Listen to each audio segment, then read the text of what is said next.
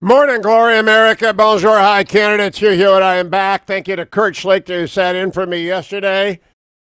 Take 72 hours off and the whole country goes to hell. Honest to goodness, I cannot believe what I came back to, but I watched late into the night last night. The looting continues. The violence continues. Businesses are destroyed. Lives, work are burned to the ground. And the president is doing the right thing. I'm going to play for you all of his remarks in the Rose Garden yesterday. I am very glad he walked over to St. John's.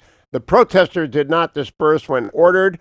There were flashbangs used. I'm not sure tear gas was used, but flashbangs were used. And I'm fine with the president going to St. John's because he wasn't going to St. John's only. He was going to every storefront that's been burned out. He was visiting every small business person who has been ruined. He has been saying to everyone who was injured by the mob that he stands with them and that law and order will be restored in the United States. And the blue check media that wants to turn it into tear gassing protesters, are you out of your mind? Do you not know what America thinks of this? Did you not see what happened to Macy's last night? You know, the Thanksgiving parade Macy's that got looted again. I don't know what's wrong with de Blasio. Easily, you know what? When you vote for Biden, you're voting for de Blasio to be like Secretary of Housing and Urban Development. When you're voting for Biden, if you vote for Biden, you're voting for Andrew Cuomo to come back and be in charge of something else. When you vote for them, you're getting Kamala Harris and the whole 9 yards. You're getting all of these Democrats who are more concerned with criticizing Trump than they are saving people's lives and property. This is not about peaceful protest. I'm a First Amendment guy. I always have been. People can march to their hearts. I went with the March for Your Life. I know what mass. I gave my house over to when the pink hat people came here after Trump was elected. I said, come stay at my house. You betcha. Go protest. That's what America's all about. This is not that. This is random mob violence. It is destroying lives. I saw it in 1992 in L.A. when I started in the business. I'm seeing it again. Here are the president's remarks at the Rose Garden yesterday. My number is 1-800-520-1234. My only question today, though I've got like Senator Tom Cotton, Senator Martha McSally, and others, is do you approve of what the president said and did? 1-800-520-1234. Here's the president yesterday in the Rose Garden, cut number 9. You got to arrest these people. Cut number 9. You got to arrest these people, and you got to charge them. Stop it. Cut number 9. I guess Ben is screening a call. Donald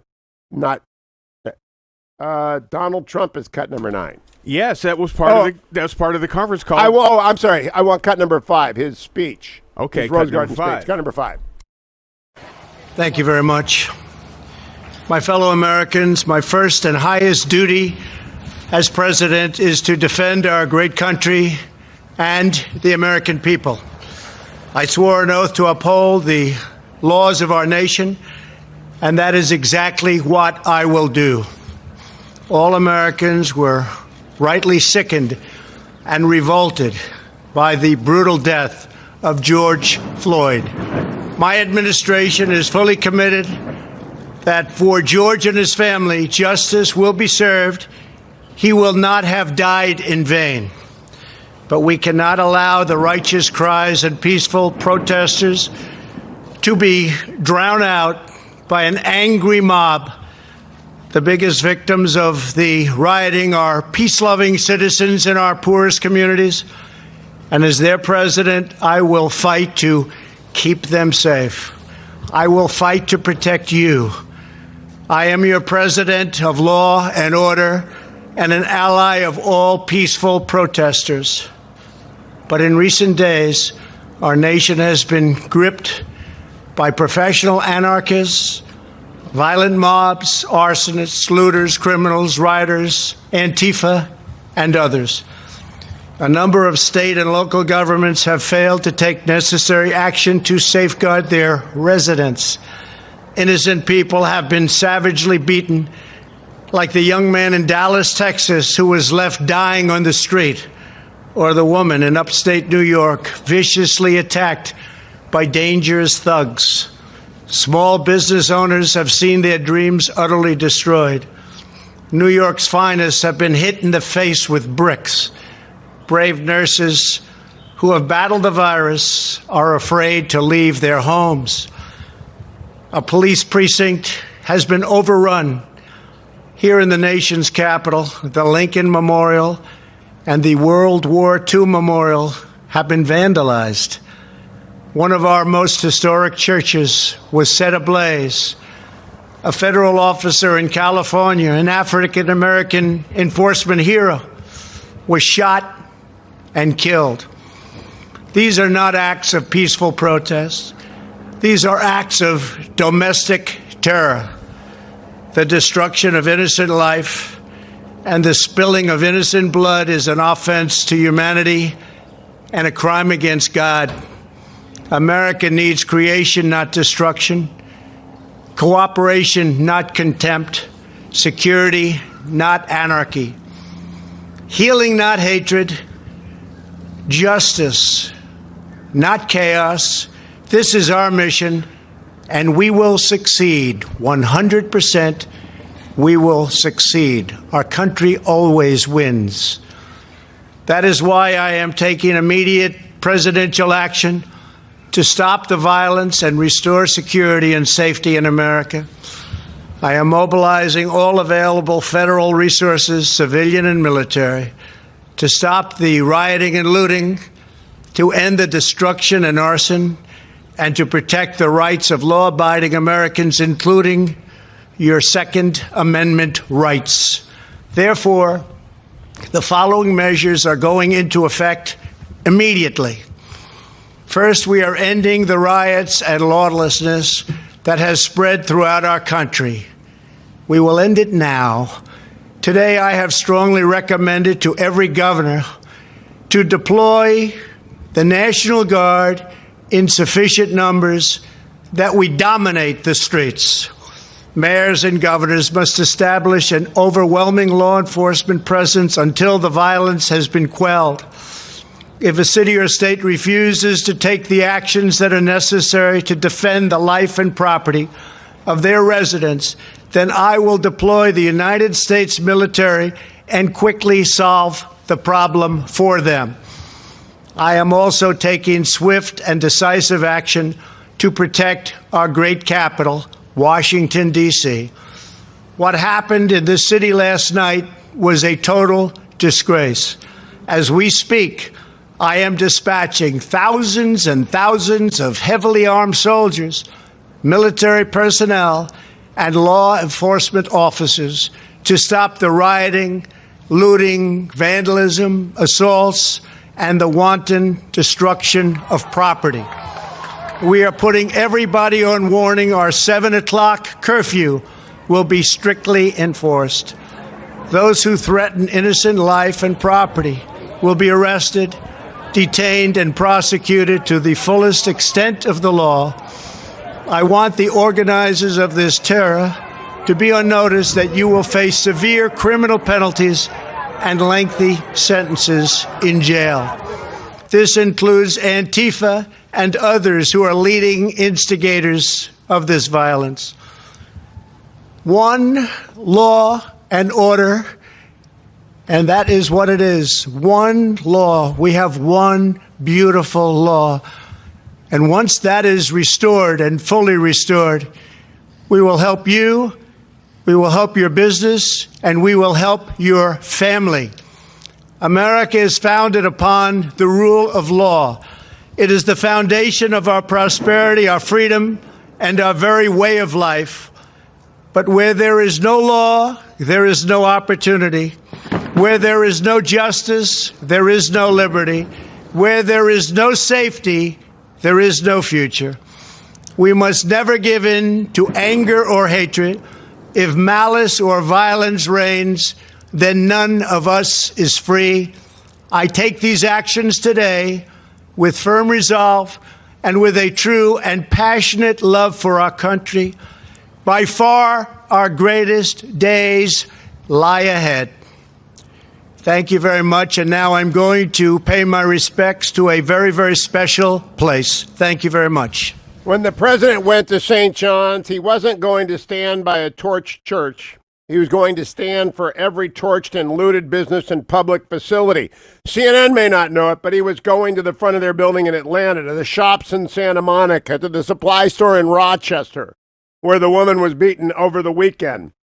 Gave a good speech in favor of the right to protest, in sympathy with George Floyd and his family, But violence cannot and looting cannot be tolerated. What do you think? 1-800-520-1234. 1-800-520-1234. Connection to the Hugh Hewitt Show.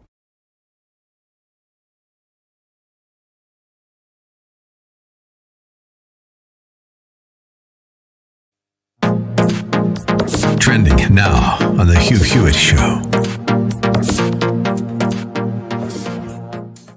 Now, I have a series of questions. I just would like to know, yes, no, I don't know, as to whether or not you will be calling as a witness to the Judiciary Committee the following people. Will you be subpoenaing James Comey? Yes. Andrew McCabe? Yes. John Brennan? Yes. James Clapper? Yes. Susan Rice? Don't know. Have you had a chance yet to read then acting Attorney General Sally Yates' statement to the special counsel, which was included as Exhibit 4 in the motion to dismiss the Flynn case? Not all of it. There are 53 of them. We're going through them right now. It is shocking, and I go back to being in the Department of Justice in 83, 84, 85. It is shocking that she did not know that the FBI was going to interview General Flynn. Clapper, right, I agree. Clapper and Yates were called about 3 years ago before my subcommittee when the whole Flynn thing got out in the public, when the Washington Post indicated Flynn was talking to the Russian ambassador. Number one, Flynn's the incoming national security advisor. He has every right to be talking to the Russian ambassador. Why are we surveilling the incoming administration by the outgoing administration? But we call Clapper and Yates before the committee. I want to recall them both and ask them about the Horowitz report. Ask them, if you knew then what you know now, would you have a different view of this whole investigation? I'm starting with Rosenstein next Wednesday. He signed the last warrant application. I want to ask him, if you knew then what you know now, if you knew.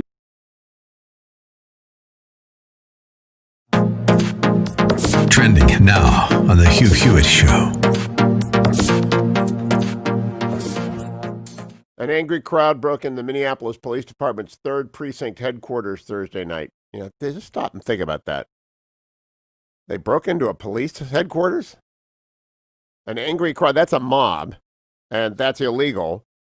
And the police retreated, I guess, and set fire to the building. Okay, so you're endangering firemen. So the police retreated and firemen got endangered, capping another day of protests, many of them violent. The police station on East Lake Street has been the epicenter of this protest for this week, for people demanding justice after the death of George Floyd, who died Monday. Minnehaha Lake Wine and Spirits, the target of looters the night before, was set ablaze. Protests have been taking across the metro all day long, both peaceful and violent. On Wednesday night, a man was fatally shot as crowds looted and burned buildings on East Lake Street late into the night.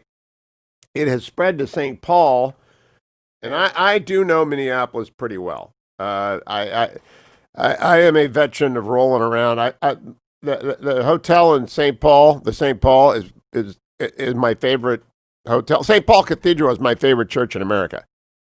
I love the Charlie Brown week. I love everything about the city. I go there often, and if it wasn't for the fact that it was in Minnesota cold, I would live there part of the year. Perfect weekend ahead. It's going to be about 70 degrees and sunny all 3 days. Well, that's good. It's not going to be hot.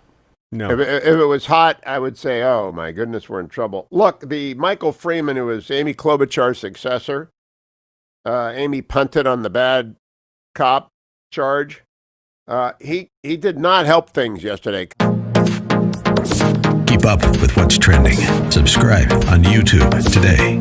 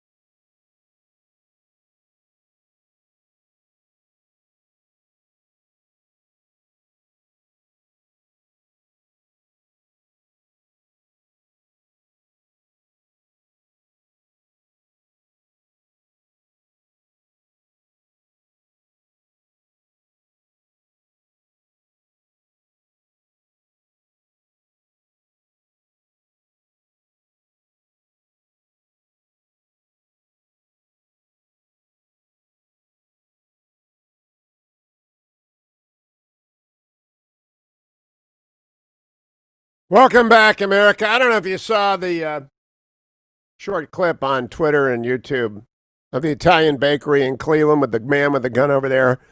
Protesters were talking about burning it down when there appeared the two owners with weapons in the doorway. Thus endeth the debate over the Second Amendment. And I actually believe this election has shifted decisively in the last 4 days. Because if you want this not checked, I'm not going to say Democrats are for it. They're not. But they don't know how to stop it. Did you see New York last night? Did anyone wake up early enough to see New York last night? De Blasio and Cuomo. And by the way, just wait and arrest them all at the hospital. They're all going to have COVID if the public health authorities are correct. It was a mob in New York last night. Not in DC. No, the blue checks are all upset about dispersing the crowd because the President of the United States can walk to the park across from the White House. The crowd was told to disperse. They didn't. No tears for the crowd. They did not have a permit. The police did not upset a permitted protest. You can go to Lafayette Park 24/7, 365 days a year. Most years. This year it's 363 days a year. You can't go on Christmas and you can't go when the president goes to show we will not tolerate arson. What do you folks think? Chuck in Rochester, New York. Hello, Chuck. You're one of the cities that has been on YouTube a lot. I'm sorry about that. Thank you. As a matter of fact, I have videos of the peaceful protest on my YouTube channel. I knew we were in trouble because on Saturday morning before the protest, I saw so many out-of-state plates, a lot of license plates from Illinois and Oregon. And I said, where are all these people coming from? And I was at my favorite coffee shop, which is just blocks away from Martin Luther King Park. And I said, these people aren't from around here. And sure enough, we had all the problems on Saturday night. Hugh, this, you're right. This is an election. People want to be safe. This could change everything in either direction. And the president needs to make people feel safe. What do you think about what he said and did yesterday? I was fine with it. I was fine with it. I had a few of his colloquialisms that he uses that people had trouble understanding, but I was fine with it. I applauded. I am glad he spoke out. I am glad he walked out. I am glad he went to the church. I don't care what the Episcopal bishop said. It wasn't about St. John's, by the way. It was about everybody who has lost everything. I was in L.A. in 1992. Thank you much, Chuck. Where I began my television career on the KCET, the PBS station there, doing Life and Times nightly for 10 years. I know what riots do. They destroy neighborhoods. They never rebuild. Don't believe it for a second. 9 out of 10 of those businesses are not coming back. When you destroy a business, on Thursday, I talked about George Floyd. I am completely in sympathy with his family. By all means, just like every single instance of police force in the United States, excessive police force, it ought to be prosecuted after investigation and a due process-laden trial. But it does not excuse this, and I just remember L.A. L.A. is imprinted on my head from 1992. These people never get their lives back that are the victims of the violence. Jim in Portland, Oregon, home of Antifa. Hello, Jim. Oh, hi, Hugh. By the way, I miss your afternoon time slot from a few years back. Well, I get you up in the morning now, Jim. Yeah, I get up earlier. My thought was, when people were criticizing the president, and can he do this under a federalist system? And I thought of Eisenhower and Little Rock. Of course he can. It's not even an issue. People who say that don't. I've heard more stupid commentary about the First Amendment. I've been teaching the First Amendment for 25 years. I've litigated it. I know it backwards and forwards. I have heard so much stupid commentary from stupid media people who have not opened a book in 30 years, who don't know anything. They just hate Trump. The Orange Man bad dominates so much of the coverage. I think it was Jim Acosta last night, and I like Jim, but I think are we still a free country? I mean, honestly, maybe I'm apologizing to Jim if it wasn't him. That's the dumbest question I have ever heard from a reporter. Are we still a free country? Shouted at the President of the United States. I'm sure whoever shouted it went home and slept in their bed without a fear of a knock in the night. Are we still a free country? Give me a break. That's the Hugh Hewitt Show.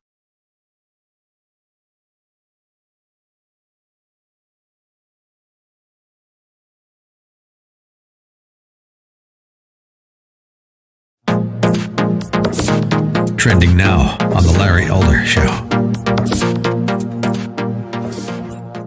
Study also says the vast majority, between 90 and 95% of the civilians shot by officers, were actively attacking the police or other citizens when they were shot. The vast majority, between 90 and 95. I'm reading this again for the young lady that says that I was defending the officers that were involved in the killing of George Floyd. So since she has difficulty grasping me when I speak, I just want to do it 2 times for you, just for you. The vast majority, between 90 and 95, of civilians shot by officers were actively attacking police or other citizens when they were shot. 90% also were armed with a weapon when they were shot. The horrific cases of accidental shootings, like mistaking a cell phone for a gun, are rare, said the co-author of the study. Quote, this is him again. We hear about the really horrendous and tragic cases of police shootings for a reason. They're awful cases. They have major implications for police-community relations, and so they should get attention. But this ends up skewing perceptions about police shootings and leads people to believe that all fatal shootings are similar to the ones we hear about, and that's just not the case. End of quote. Now, in one recent year, I think there were about 300 Americans injured by lightning. And you look at the number of unarmed blacks who were killed by the police. Frankly, as a black man, you are more likely to be injured by lightning than to be an unarmed black man killed by the police. That is how rare it is. And frankly, I don't know anybody that's been hit by lightning. Do you? Keep up with what's trending. Subscribe on YouTube today.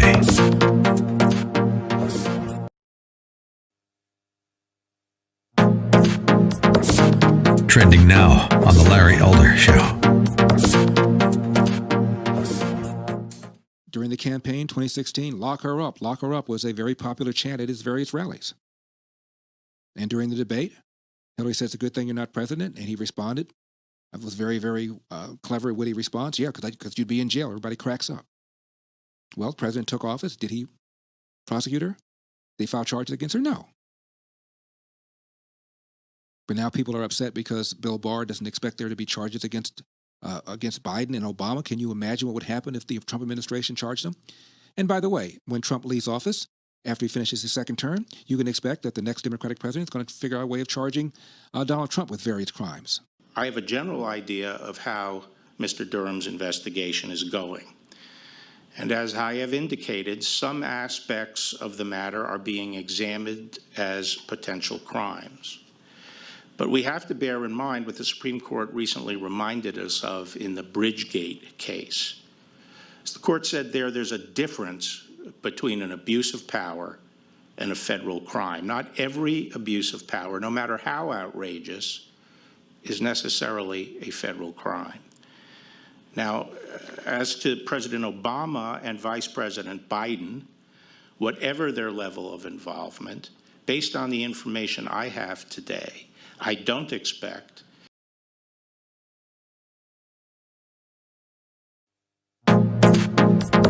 Trending now on The Mike Gallagher Show.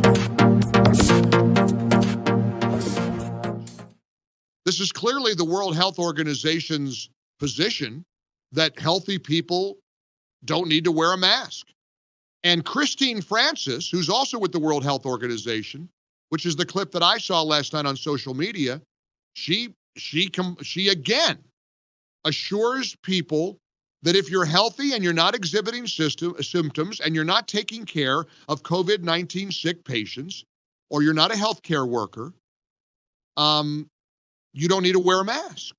And here's cut 10. This is Christine Francis again from another expert from the World Health Organization.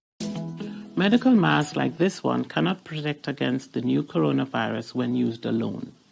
When you wear them, you must combine with hand hygiene and other preventive measures. WHO only recommends the use of masks in specific cases. If you have cough, fever, and difficulty breathing, you should wear a mask and seek medical care. If you do not have these symptoms, you do not have to wear masks because there is no evidence that they protect people who are not sick. However, all right, I give up. If you are healthy, I'm done. No masks. Wear a mask. Don't wear a mask. Okay, whatever.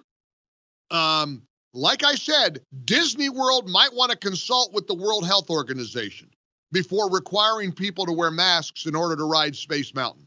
I'm just saying. But I'm no longer going to try to impose my will on any of this crap on you. Keep up with what's trending. Subscribe on YouTube today.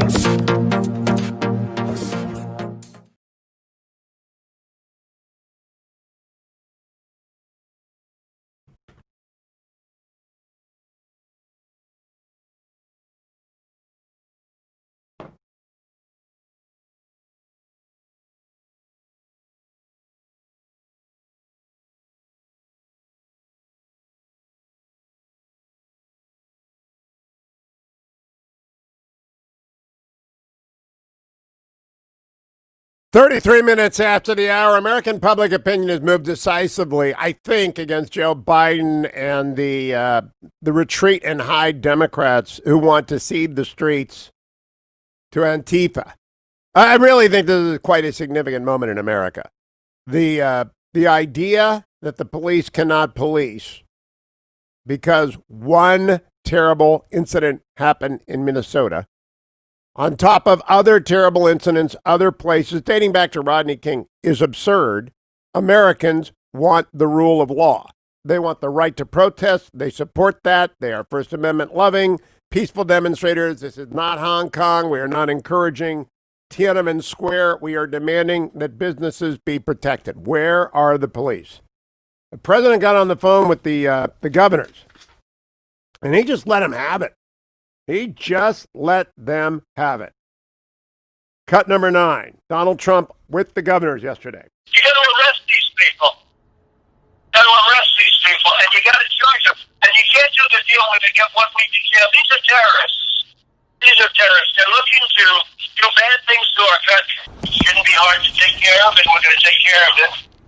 And we've got a number of people here that you'll be seeing. A lot of General Milley is here.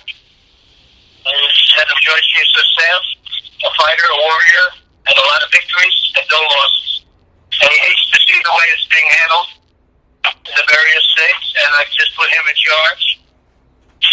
The Attorney General is here, right here, Bill Barr, and we will activate Bill Barr and activate him very strongly. Stop right there. That means trouble for the demonstrators. They've activated Bill Barr very strongly. And then the president goes on and calls out Minnesota for not, the president has condemned the murder of George Floyd repeatedly. He did so again yesterday. He did so on Saturday. He did so last week. Good. The Minnesota response to the violence, which has nothing to do with George Floyd as opposed to the protests that do, was extraordinary. Cut number 10. What happened in the state of Minnesota, they were a laughing stock all over the world. They took over the police department. The police were running down the street, sirens blazing, the rest of them running. It was on camera. And then they wiped out. You probably have to build a new one, but I've never seen anything like it. And the whole world was laughing. 3 days later, I spoke to the governor. The governor is, I think, on the call, and he's the next one guy. And all of a sudden, and I said, you got to use the National Guard in big numbers. They did it first, and they did. And I'll tell you that, I don't know what it was. It was, Governor, it was the third night, fourth night. Those guys walked through that stuff like it was butter. All right, now let me stop. They have not gotten the message in New York City. Last night was awful. You'll wake up right now. You'll see Macy's, Macy's from Miracle on 34th Street, Macy's of the Thanksgiving Parade, looted without a policeman in sight. It's astonishing. What do you folks think about this? In Chicago, Cheryl. Good morning, Cheryl. 30 seconds. Good morning, Hugh. Good morning, Hugh. I Good think morning. this is awful. I think this is going to be a turning point for politics. I think this should work in President Trump's behalf. But I just believe there's a lot of energy that's coming out that's been bubbled up for years, but this is not the way to do this. And President Trump, I would think he was right in the Rose Garden in his speech, and I think he was right to walk over to the church. But the Democratic governors need to get a handle on this, and I think they have an issue. Your governor is close to being at the lowest level of the list. You know, he's banned my colleague Amy Jacobson from the press conferences because she has tough questions. I'm going to talk to her lawyer a bit later. Pritzker in Illinois. Oh, boy, what a winner. JD in Las Vegas. What do you think, JD? I applaud what he did. Maybe 2 days late, but he showed that he was a leader. He did what has to be done by walking to that church. He showed no fear. He showed the country the right way to do this. JD, and thank you. I got to interrupt you. I just want to emphasize to people, he's waited till Monday. He spoke on Saturday. Nobody heard it. Because the space launch was there, nobody heard it. Thank you, JD, for the call. Nobody heard it. And so the media was all, why? Where's the president? Where's the president? I'm thinking to myself, well, he gave a great speech. And so he did it again on Monday. He waited, and then he walked, and it was terrific. It got the message across. Let's go out to the West Coast. Tom in Marin County. Tom, what do you think? Hi, good morning, Mr. Hewitt. How are you, sir? I'm great, thank you. I'm coming home. As you know, I'm a detective out in Oakland. Oh, it's Oakland. Tom, how are you? They never put up Detective Tom. They should put up Detective Tom. I'd clear everyone out of the way for you. Well, no one's a detective right now. It's all hands on deck. What the hell is going on? Okay, so as I was told your screener, last night's festivities or the engagement was fairly limited. I don't want to be a Cassandra right off the bat, but this thing is going to get a whole lot worse. Our intelligence is telling us that with the upcoming burial of Mr. Floyd, I believe it's on Thursday or Friday, that we are expecting vaster crowds. And what worries me is that I've been doing this for 30 years, and this is not my first rodeo with the Black Bloc or Antifa or the anarchists. The issue I see is that we are seeing these crowds show up in smaller towns and hamlets that have never, ever gone ahead and had issues before, okay? It's as if your bedroom communities in Virginia where you are, all of a sudden there are mandatory curfews and there are a state of emergency call. What about Walnut Creek, for goodness sake? They're in a state of shock. There you go. And right in where my hometown is, right next to that Danville. Are you kidding me? I mean, there's just, look, a couple quick things. We don't have the bodies right now to go ahead and look at it as a football game. We don't have the bodies at the line of scrimmage. We are probably going to need the National Guard, but Newsom went ahead and activated the units down south, and that's probably because Beverly Hills started getting hit, right? So we have a very liberal administration with Libby Schaaf. She hasn't gone ahead and hit the bid yet on getting us the bodies because they will go ahead and protect territory while we go ahead and, take care of the desperados. But right now we are undermanned. We've had Tom, who are they? Just classify what we're dealing with here in terms. I watched the Macy's looting last night. Who are these looters? There are the professionals. They're the Antifa guys. Look, I guarantee you, I promise you that they are there. That Antifa is there. They're not that big, all right? But what they do is they provide cover for other little groups to go ahead and come along, and they spurn up problems, and they start fires, and they communicate with one another, and then the looting starts, and then anarchy takes place, right? And we can't be in 35 places all in one.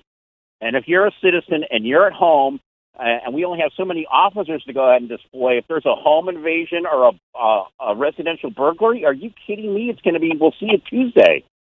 How many Antifa are there, Tom, in just the Bay Area? When I first started dealing with these cats back in the late 90s, I don't know, we identified 100 of them, but we didn't go ahead and start doing the infiltration and getting in, setting our guys in. They're pretty well organized. They are funded. We got to find out where their money's coming from. But make no mistake about it, they are real. There may not be as many as we think, but they are there. They are real. You see a guy all dressed in black with his backpack, all that sort of stuff. He's got communications. They have little depots of where their stuff is stored. Those are the guys. Those are the guys. Tom, I got one worry. I got a Kent State worry. I got to worry about young National Guardsmen who confront people who would like nothing more than to have a replay of 50 years ago. Am I right to be worried about that? Yeah, I think this thing is going to get worse before it's going to get better. We have good training. We have great training in the Oakland Police Department. I can't speak directly to the National What did you Guard. think of the Floyd thing? Oh, I mean, he was murdered, right? How could that happen? Yeah, it's murder to or manslaughter. Yes, it looks like it's open and shut. This guy it was a no. I don't know why. So in the squad room when you saw that the next morning, what's the conversation with your fellow officers? Why you're using a suppression point on a neck? I mean, you don't. That's just not the way it's taught, unless it's a escalation of force and you're going for the carotid. But he was in custody. He was handcuffed. There was no. You only use enough. So there's no debate in America about this, right? I mean, there just isn't any debate. But that's first down. We're now on third down. It's no longer about Mr. Floyd. This is about every other bad, ugly scene that the closet has been opened and the parade of awfuls is now out there. And yes, there's politics, lots of politics involved. Coming off the corona where you have a bunch of people who are getting paid to stay home and they're pissed off anyway. Oh, my God. All right, Tom. You call every morning, would you? You can have the first hour every morning because I actually like people who know what they're talking about as opposed to the blue check warriors. Don't go anywhere yet. By the way, have you been following the media, how stupid we are? That's no comment. You know my demurs with you and that. I know, but I'm not talking to anyone specifically. I mean, just generally stupid. Just generally stupid as this desk. Okay, look, most of you guys aren't bringing the potato salad to the Mensa meeting when it comes to reporting on it. I'm sorry, you're just not. I mean, look, you guys went to the University of Michigan and Ohio State, so you guys have learned how to eat with a knife and fork and stuff. I don't know. You're not. All right, Tom, you've contributed. I owe you a royalty. You're not bringing the potato salad to the Mensa meeting. That Dwayne. Put that up on the board, Dwayne. Thank you, Tom. I got to do my Birch Gold pitch here because my gosh, gold. If you just listen to me, you people, gold is now at $17.50. All right? And when I told you to buy it in December and diversify with Birch Gold, it was $1,400. Why did I do that? Because you have 10% of your retirement in precious metals go to Hugh Gold or text my name, Hugh, to 474747. Birch Gold is there. Just do it. It's going to get worse before it gets better. Yesterday, though, the business story of the day is what Amazon did yesterday. Amazon sold $10 billion in bonds at a rate of 0.4%.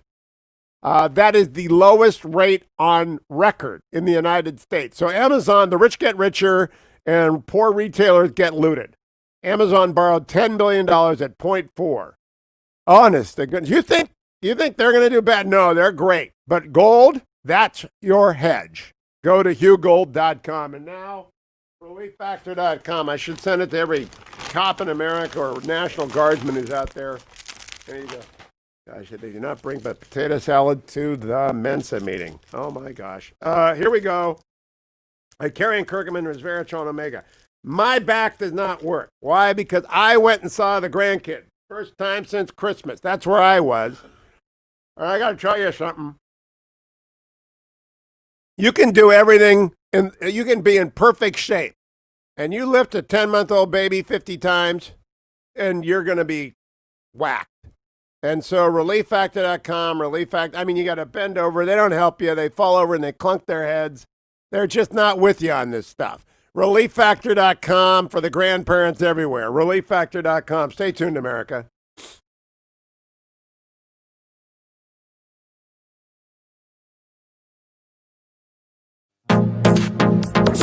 Trending now on The Mike Gallagher Show. If you do not have any respiratory symptoms such as fever, cough, or runny nose, you do not need to wear a medical mask like this one. Mask alone can give you a false feeling of protection and can even be a source of infection when not used correctly.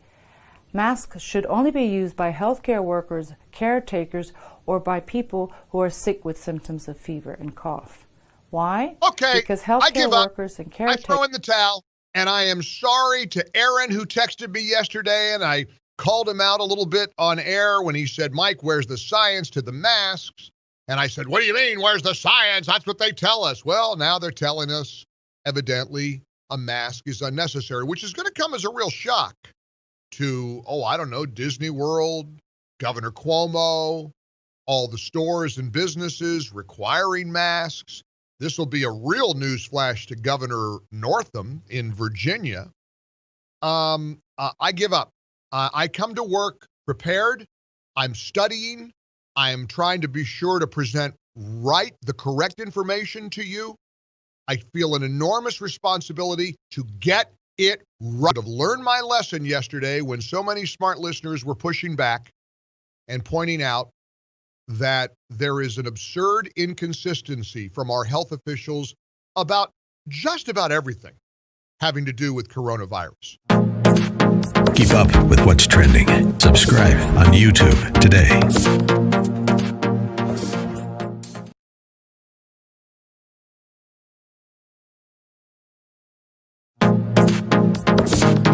Trending now on America First with Sebastian Gorka. Jim, California, line 1. Thank you. Gorka, how are you? I am agitated, but welcome. Doing it now in front of everybody to put them in their place, and this is from the Pentagon on down. Now, you're kind of losing me here. Why are you calling up today, Jim, to talk about Kaepernick? Well, because you won't let me talk about LeninMurderTruth.com. Oh, why did you leave this guy? Don't let Jim. Why are you lying about your name? You ring every flipping radio show in the nation. You change your name and you lie. You're a tinfoil hat. You're a hero. You're a hero. When people say that they're a hero, they're a coward and a failure and a loser. When you call me a coward, if you have to call yourself a hero, you are the biggest loser in human history. Do you understand how pathetic I'm? The website is your proof, right? Is my proof, dude. Go back to the little aliens. The aliens are coming for you now. Quickly, put on the tinfoil hat. Run, Jim. Run. The tinfoil hat is waiting for you. Now they're coming. The Yeti, the Sasquatch, they're all coming for you. Jim, you're a lunatic. Every national radio show with the same story. What was the story? Hang on a second. We got 30 seconds. What's loony? Get some psychiatric help. Thank you, whatever your name is. Keep up with what's trending. Subscribe on YouTube today.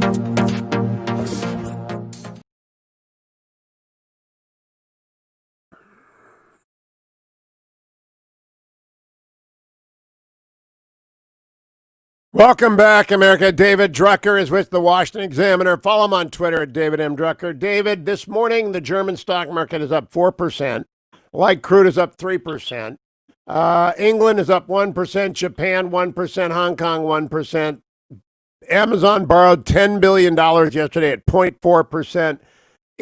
This rioting is not impacting the overall winners. It is crushing the small businesses it destroys. What do you think the American people think about it? Well, that's a really good question. I think the bigger question is who the American people are going to blame. Because I can't imagine the American people are looking at the rioting and the mayhem and the criminality, and they don't have problems with it. And even people, prominent people, the mayor of Atlanta, George Floyd's brother, that clearly are critical and upset about what happened to Mr. Floyd, have been imploring rioters to cut it out and for people to protest peacefully. And so I think that there's a potential for a political backlash. I think the question is against who, or there's a chance for a lot of political frustration. But the question is against who, and I don't think that's something we can know at this early date. Well, I agree that I'm actually at the first question. Yes, just now, Detective Tom called, a regular caller of mine, Oakland detective, veteran of the force, funny guy. He just said about the media that we're not bringing the potato salad to the Mensa meeting, which I thought was one of the funnier things I've heard in a long time. As we cover this, because we don't know anything about police tactics, we don't know anything about riots, we don't know anything about looters, about Antifa, but he made the comment that sticks with me. If there's a robbery or a home invasion and you call the police, think about a couple of days from now. We'll get to you on Tuesday, right? Because they are on that is what I think the vast part of America not in the blue bubble looks at this and says, am I safe? And they really, really don't like looting and mob violence. They don't mind demonstrations. They walked in the March for Life. They did the Pink Hat March. They don't like Trump, but this is not that, David Drucker.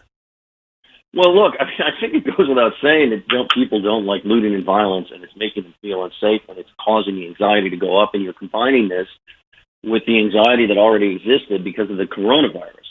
So I think things are very combustible, at least emotionally and politically.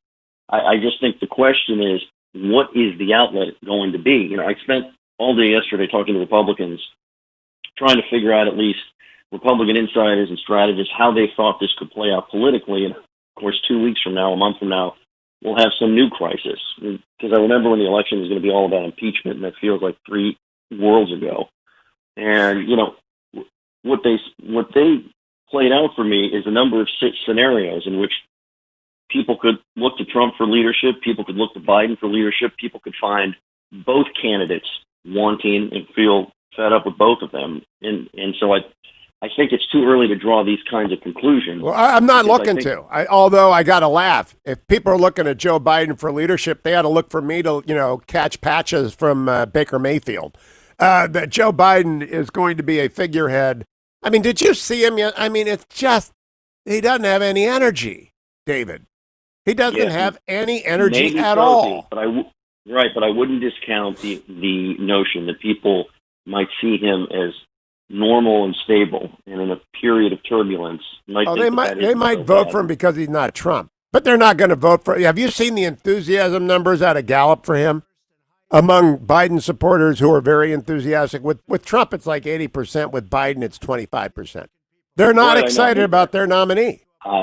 I get it. They both have their challenges. I think for Biden, there's a lot of potential and a lot of softness. I think we saw that in the ABC poll, which on its face looked good for Biden, but there showed a lot of opportunity and softness there that could really benefit Trump. So, he's got a whole number of challenges. I think for the president, the challenge is, can he appear reassuring and can he give people confidence that he can calm everything down? Reassuring is not what I'm looking for right now. Reassuring is what you want after 9/11 when the enemy is outside, when the enemy has to be found. You want George W. Bush to say, we will find these people and they will hear from us. You want that. You want to be reassured that America is not at risk. Right now, in a time of domestic violence and it's terrorism in some neighborhoods, they want to be assured that the police will be back and that the National Guard will be behind them. They want security, right. David. That's not reassurance. I understand it. Well, I look at it as both. They want reassurance that things are going to be under control. And what Bush was able to do after 9/11 was reassure people that bad things had happened, but things were now under control, and that even though we had to worry going forward, we had to worry a lot less because the adults were in charge. And I think that's something that Trump desperately needs to communicate to not just people who already like him. No, I agree, but I think people are going to face a choice between what would Joe Biden do in this situation. My answer is nothing. Nothing. The progressives would sit at the Department of Justice and issue injunctions to police department against deploying armored vehicles. You folks have no idea how bad it will be in this country if you let the progressives back into control of law enforcement again. Because the thin blue line is thin indeed, and we are seeing what happened when it snaps. At the same time, it never needs to use excessive force, as it did with George Floyd, as Detective Tom said. David Drucker, thank you. Follow him on Twitter at David M. Drucker. I'll be right back. Hour number 2 of the Hugh Hewitt Show straight ahead.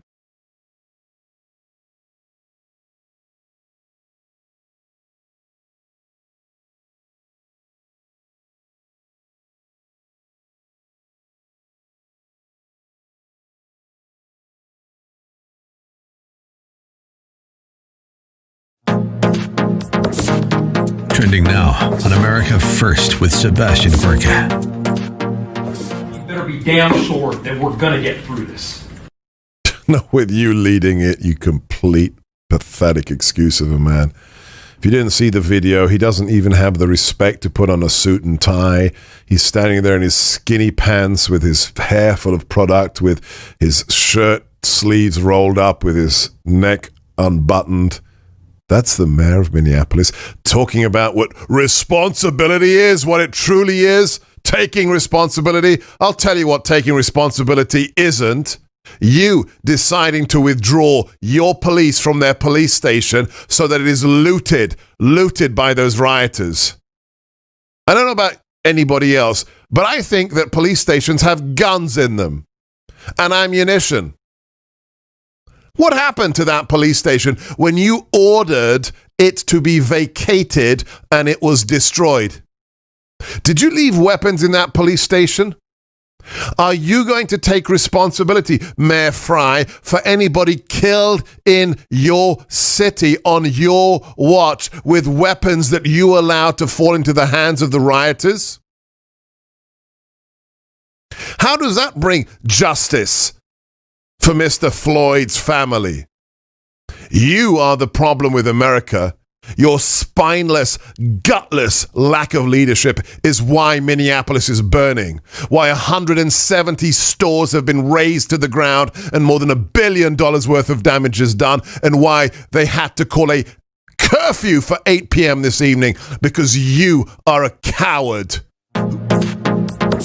Keep up with what's trending. Subscribe on YouTube today.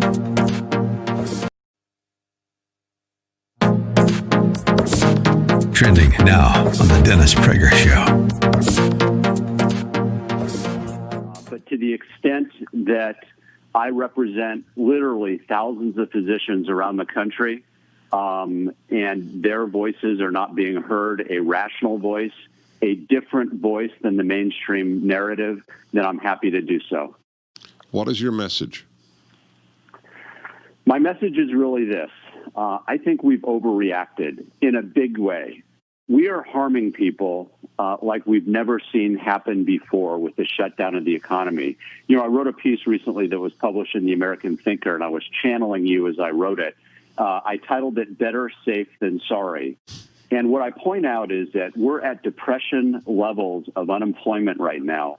We're seeing domestic violence at the highest levels we've ever seen. Our local sheriff here in Orange County, Sheriff Don Barnes, reports that our 911 systems are being overwhelmed by domestic violence calls. And remember, one domestic violence case is lifelong. That person will be affected for many, many years to come.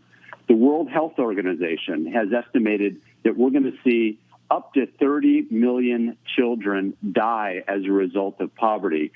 Make that the World Vision Organization, published in the LA Times recently. We are literally letting criminals out of jail, yet preventing Americans from defending themselves by buying guns, at least in California, because gun stores are all closed. Trending now on the Dennis Prager Show. I am reading to you an interview with the former head of the Israeli Health Ministry. He's an MD. He's a liberal, member of the Labor Party in Israel, okay? So he's talking, he said this is the mother of all hysterias, which is my position, as you know. The draconian measures are of biblical proportions. God, is he right? Hundreds of millions of people are suffering. In developing countries, many will die from starvation. In developed countries, many will die from unemployment. Unemployment is mortality.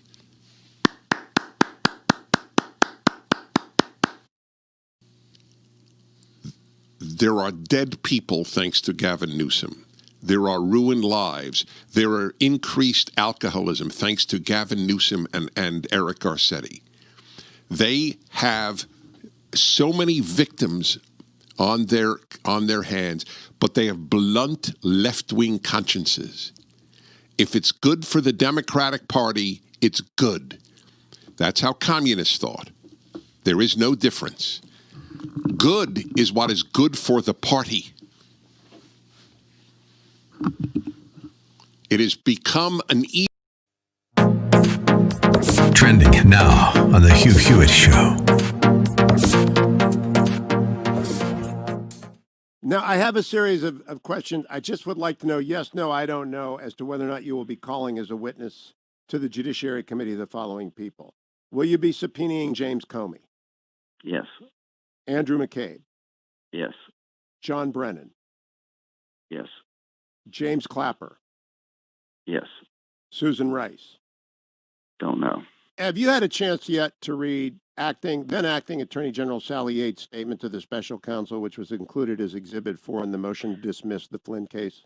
Not all of it. There are 53 of them. We're going through them right now. It is shocking, and I go back to being in the Department of Justice in 83, 84, 85. It is shocking that she did not know that the FBI was going to interview General Flynn. Clapper, right, I agree. Clapper and Yates were called about 3 years ago before my subcommittee when the whole Flynn thing got out in the public, when the Washington Post indicated Flynn was talking to the Russian ambassador. Number one, Flynn's the incoming national security advisor. He has every right to be talking to the Russian ambassador. Why are we surveilling the incoming administration by the outgoing administration? But we call Clapper and Yates before the committee. I want to recall them both and ask them about the Horowitz report. Ask them, if you knew then what you know now, would you have a different view of this whole investigation? I'm starting with Rosenstein next Wednesday. He signed the last warrant application. I want to ask him, if you knew then what you know now, if you knew. Trending now on the Hugh Hewitt Show.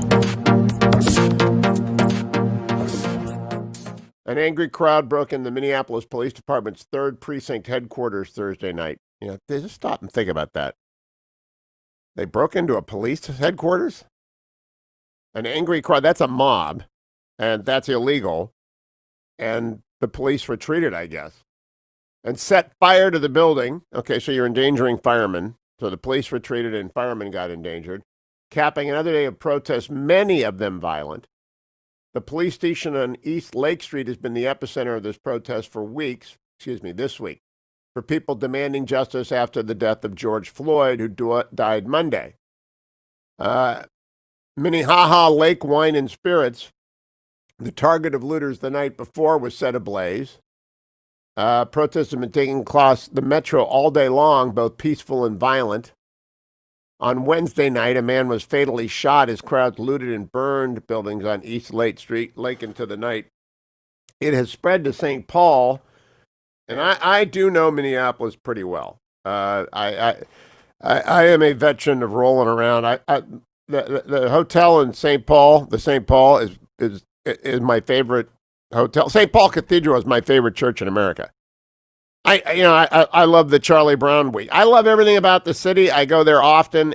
We're in trouble. Look, the Michael Freeman, who is Amy Klobuchar's successor, Amy punted on the bad cop charge. He did not help things yesterday.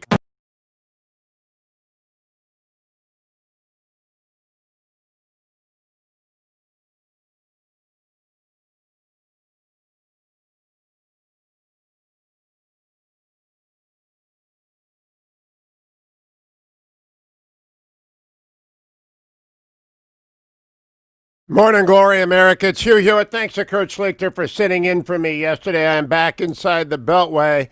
Just tweeted out to you, Jonathan Swan going to join me in a second. I just tweeted out, if you read one thing today, please read in the Washington Post the story from last night where riots raged decades ago. Shopkeepers again clean up shattered glass. I lived in the Beltway from 1983 to 89 when I was with President Reagan. I came back in 2016 to a different city. The riots of 1968 had not yet been recovered from when I moved here in 1983. But now the entire city is booming and bristling. It has to. It's like the new Rome. But up in H Street Northeast, where the riots burned everything to the ground in 68, it's taken another heavy blow. And this story is about people like Anwar Salim, who has worked hard to rebuild H Street for 60 years. And now it's being burned down again and destroyed again, and it just breaks my heart. Jonathan Swan joins me. He's from Axios. Jonathan, when you got sent here, when you came here from Australia and you joined Axios, I don't think you ever expected to see this in Washington, D.C., did you? I did not. And actually, I've been getting lots of phone calls from my friends and family back home who are seeing the scenes, and they can't believe it across the country, not just in Washington. Did you see what happened in New York last night to Macy's? I did. Yeah. What do you think of that? What message does that send to the world and to the violent 1% or 0.1% in America? Sort of words defy this situation. I mean, there was a period a few weeks ago, maybe 6 weeks ago, when I was actually exploring writing a piece about the potential for civil unrest during the COVID lockdown, and I was talking to police in different cities around the country. I was also talking to local officials, and they were expressing concerns, but they were also hopeful. And I ultimately decided not to write the story because it was speculative, and I didn't want to sort of say something was going to happen that, may not happen. And they were all saying, look, we hope, everyone's being quiet so far, but there was this feeling of dread. And it's checking in with some of those people now, this is just so far worse than even they imagined. Hardened people who've observed and been involved in, suppressing protests and things of that nature in the past.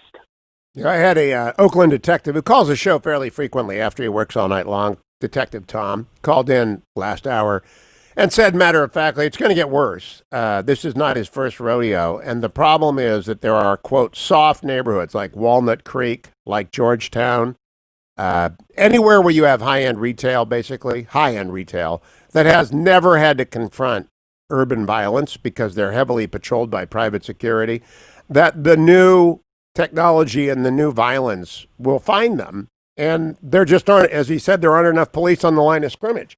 That's why you got to get the National Guard out there to do not arrests. They actually do area protection. The police do the arrests, but that we're not. I think what Trump did yesterday is going to resonate with America because they will not put up with this, Jonathan. This is not a Democrat or Republican issue, whatever Blue Check America thinks. This is just a very basic law and order public safety issue. Are you hearing that from people? The interesting thing about D.C., I was talking to a Pentagon official yesterday. So obviously the National Guard, Trump's been toying with this idea of federalizing forces. He wants, and Senator Cotton suggested this, and then President Trump's own instincts are very much where Senator Cotton's are. However, they're still operating under the construct of National Guard in the states under the guidance and control of the governors. But D.C. is different. D.C., the Secretary of the Army is involved in the planning. And there was actually concerns, senior administration officials told me, that there wasn't going to be enough National Guard in D.C. So they were talking about bringing in additional support from neighboring states' National Guard.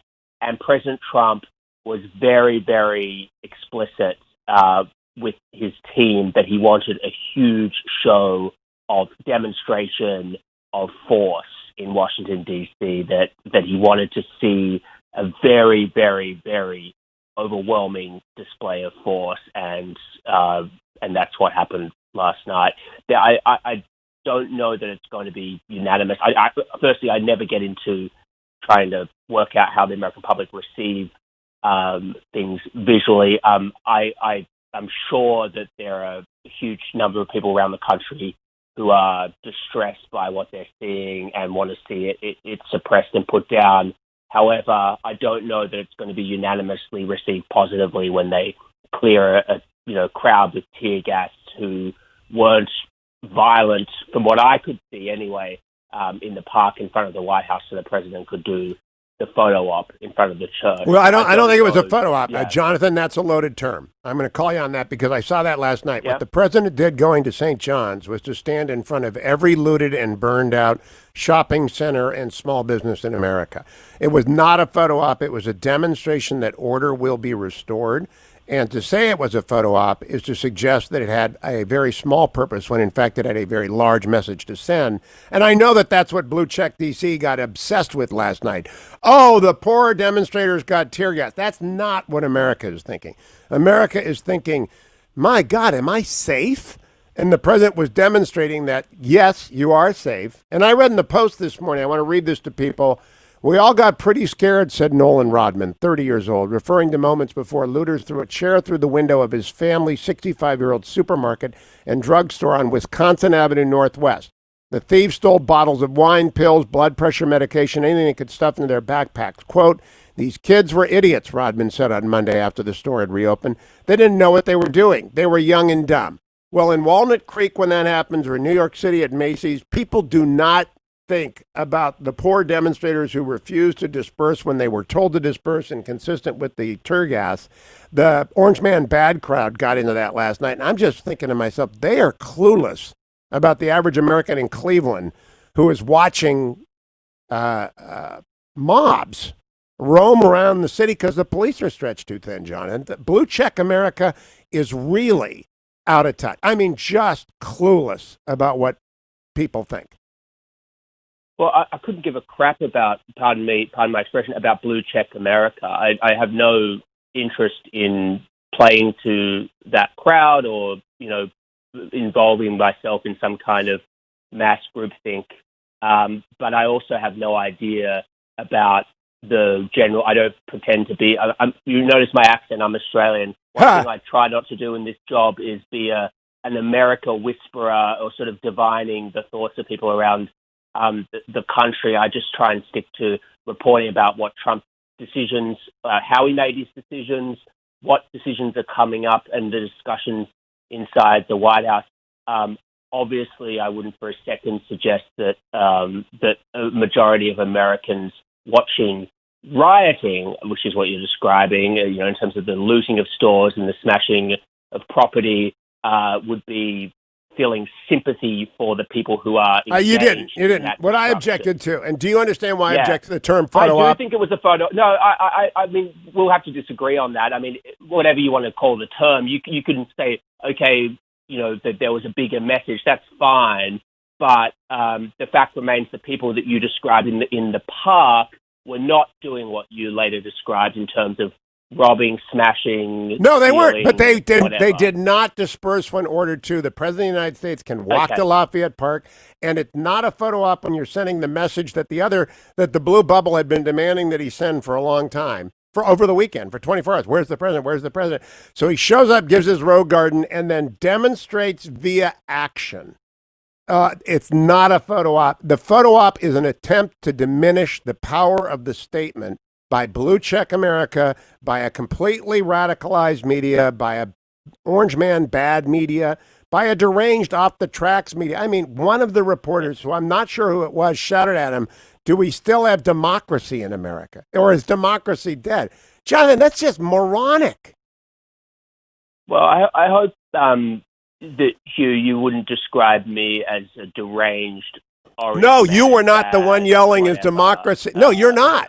That's why I have you on. You're not. Yeah. But I saw it last night, and if you didn't see it, you weren't reading Twitter, because it was just like unanimous. Oh, the story is tear gassing for a photo op. And it's just like it's like a herd of media run over to tear gassing for photo op. And that's not what it was. It was a message that America wanted, that every business owner who has been burned out and destroyed their life's work demanded that the president send. And when the American left-wing Orange Man Bad media says photo op, I just think the rest of the country, like Detective Tom said, it's not you, Jonathan, but I think the media has lost its marbles. Jonathan, thank you, my friend. By media, I mean, you know who I mean, America. I'll be right back. It's the Hugh Hewitt Show. Portions of the Hugh Hewitt Show brought to you by Sierra Pacific Mortgage. For more info, call 888-888-1172.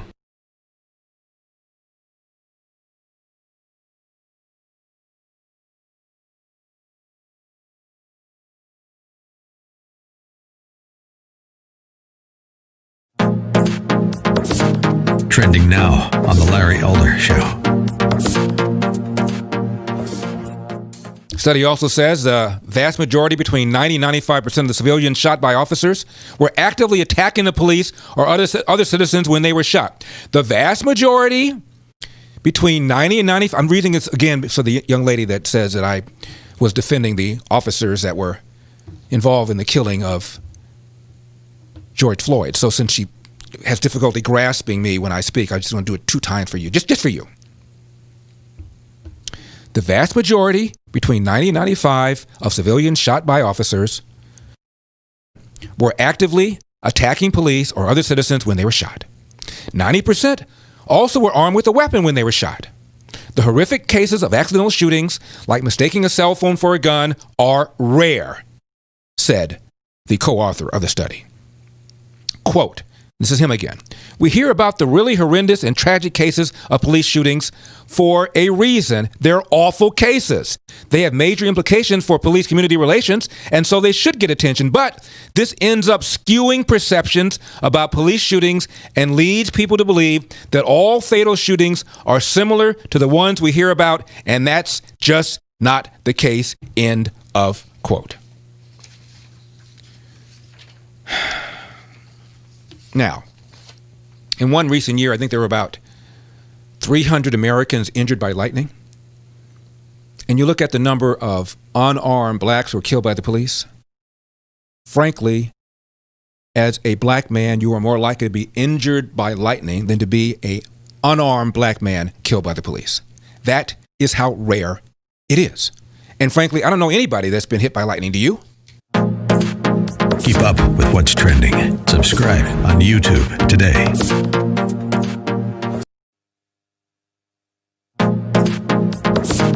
Trending now on The Larry Elder Show.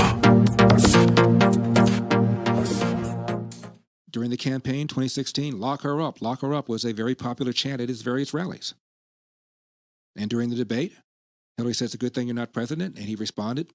That was very, very clever, witty response. Yeah, because you'd be in jail. Everybody cracks up. Well, the president took office. Did he prosecute her? Did they file charges against her? No. But now people are upset because Bill Barr doesn't expect there to be charges against Biden and Obama. Can you imagine what would happen if the Trump administration charged them? And by the way, when Trump leaves office, after he finishes his second term, you can expect that the next Democratic president is going to figure out a way of charging Donald Trump with various crimes.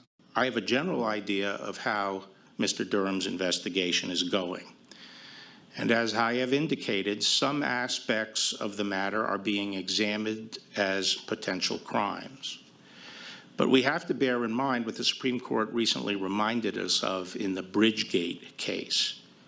As the court said there's a difference between an abuse of power and a federal crime. Not every abuse of power, no matter how outrageous, is necessarily a federal crime. Now, as to President Obama and Vice President Biden, whatever their level of involvement, based on the information I have today, I don't expect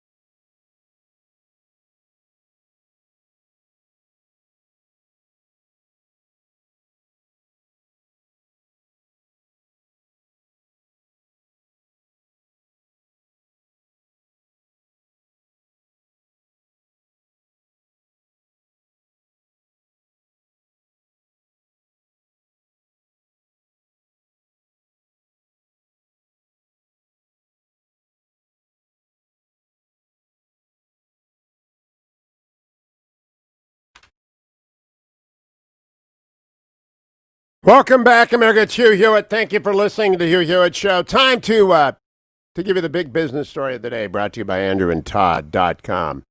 Yeah, although there are pockets of violence all over the country. Also, all over the country, people are going out and buying a house. And do you know why? Because interest rates are at their all-time low. That's why AndrewandTodd.com are the people you should go to and call. They were Sierra Pacific Mortgage. They are lenders. You call them at 888-888-1172, toll-free phone call. The best thing is to go to their website, AndrewandTodd.com. Just fill out a couple of questions. They'll get back to you. But I want people to understand, this is an extraordinary moment. Even as people are afraid, smart people are out buying property because money has never been this cheap. And the business story of the day, which I alluded to last hour, comes from the Financial Times. Amazon, as in the e-commerce giant that you're all using at an extraordinary rate in ways that have driven its stock to all-time highs, Amazon locked in some of the lowest borrowing costs ever secured in the U.S. corporate bond market on Monday. The company raised $10 billion in an offering that included 3-year notes carrying an interest rate of just 0.4%. The rate it secured on Monday was below the previous record low of 0.45%, secured in 2012 and 2013 by companies including Apple, IBM, and Walt Disney.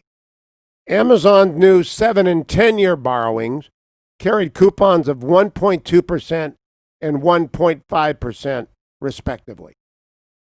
Now, that is a story as consequential as any that you will hear today from any financial source. Amazon, which is probably the strongest company in the world, and I own Amazon. People know it's the only stock I own. I used to only own Apple, and now I only own Amazon and mutual funds because I only follow one stock at a time. That's not what I do. What I do is follow the news. I don't do analysis, but I follow one stock at a time and I invest in it because it's a good way to get a ground level of what's going on in the market, and it's a good way to make some money.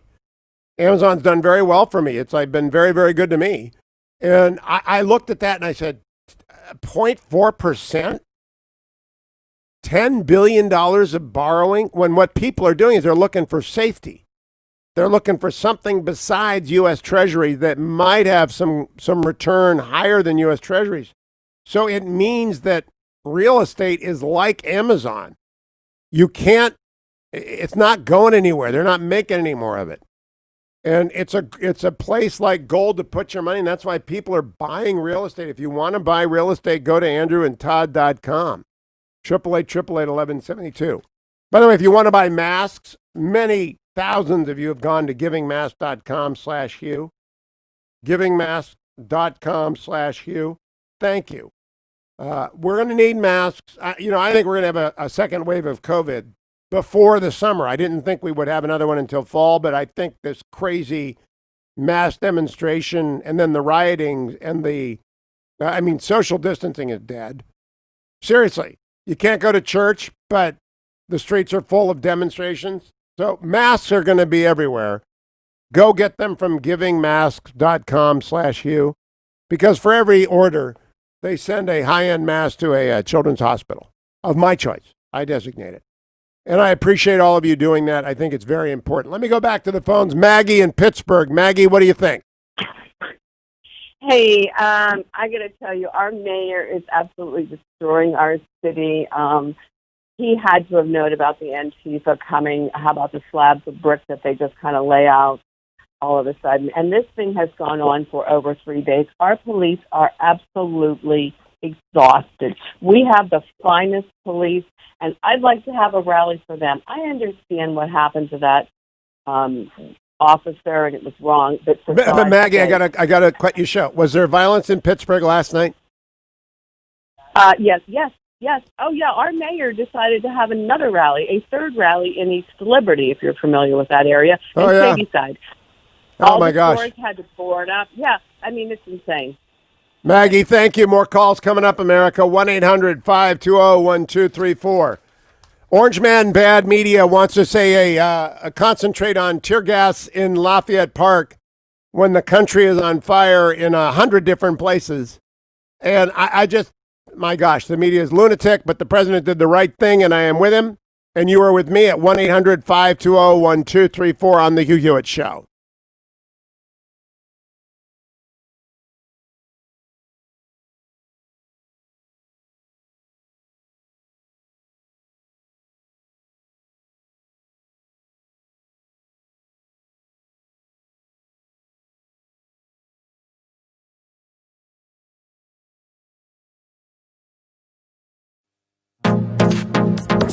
Trending now on The Mike Gallagher Show.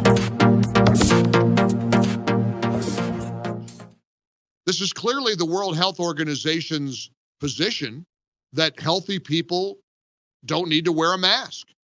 And Christine Francis, who's also with the World Health Organization, which is the clip that I saw last night on social media, she again assures people that if you're healthy and you're not exhibiting symptoms and you're not taking care of COVID-19 sick patients, or you're not a healthcare worker, you don't need to wear a mask.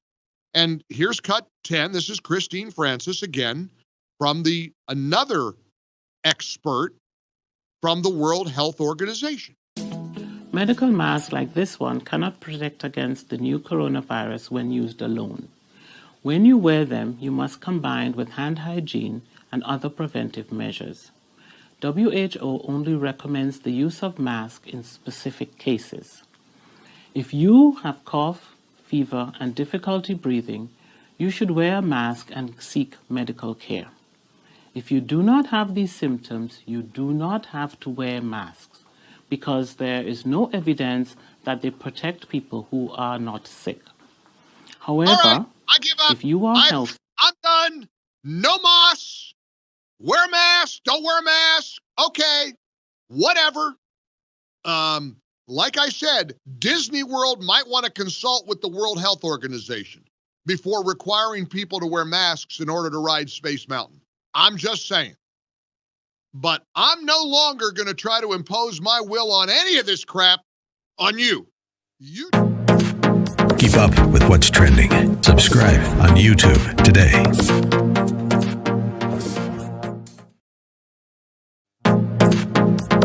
Trending now on The Mike Gallagher Show. If you do not have any respiratory symptoms such as fever, cough, or runny nose, you do not need to wear a medical mask like this one. Mask alone can give you a false feeling of protection and can even be a source of infection when not used correctly. Masks should only be used by healthcare workers, caretakers, or by people who are sick with symptoms of fever and cough. Why? Okay, because healthcare workers and caretakers... I throw in the towel, and I am sorry to Aaron who texted me yesterday, and I called him out a little bit on air when he said, Mike, where's the science to the masks? And I said, what do you mean, where's the science? That's what they tell us. Well, now they're telling us, evidently, a mask is unnecessary, which is going to come as a real shock to, Disney World, Governor Cuomo, all the stores and businesses requiring masks. This will be a real newsflash to Governor Northam in Virginia. I give up. I come to work prepared. I'm studying. I'm trying to be sure to present the correct information to you. I feel an enormous responsibility to get it right. But I should have learned my lesson yesterday when so many smart listeners were pushing back and pointing out that there is an absurd inconsistency from our health officials about just about everything having to do with coronavirus. Keep up with what's trending. Subscribe on YouTube today.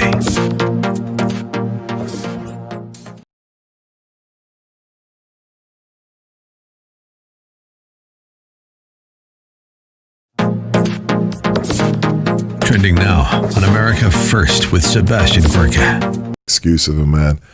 If you didn't see the video, he doesn't even have the respect to put on a suit and tie. He's standing there in his skinny pants with his hair full of product, with his shirt sleeves rolled up, with his neck unbuttoned. That's the mayor of Minneapolis talking about what responsibility is, what it truly is, taking responsibility. I'll tell you what taking responsibility isn't. You deciding to withdraw your police from their police station so that it is looted by those rioters. I don't know about anybody else, but I think that police stations have guns in them and ammunition. What happened to that police station when you ordered it to be vacated and it was destroyed? Did you leave weapons in that police station? Are you going to take responsibility, Mayor Frey, for anybody killed in your city on your watch with weapons that you allowed to fall into the hands of the rioters? How does that bring justice for Mr. Floyd's family? You are the problem with America. Your spineless, gutless lack of leadership is why Minneapolis is burning.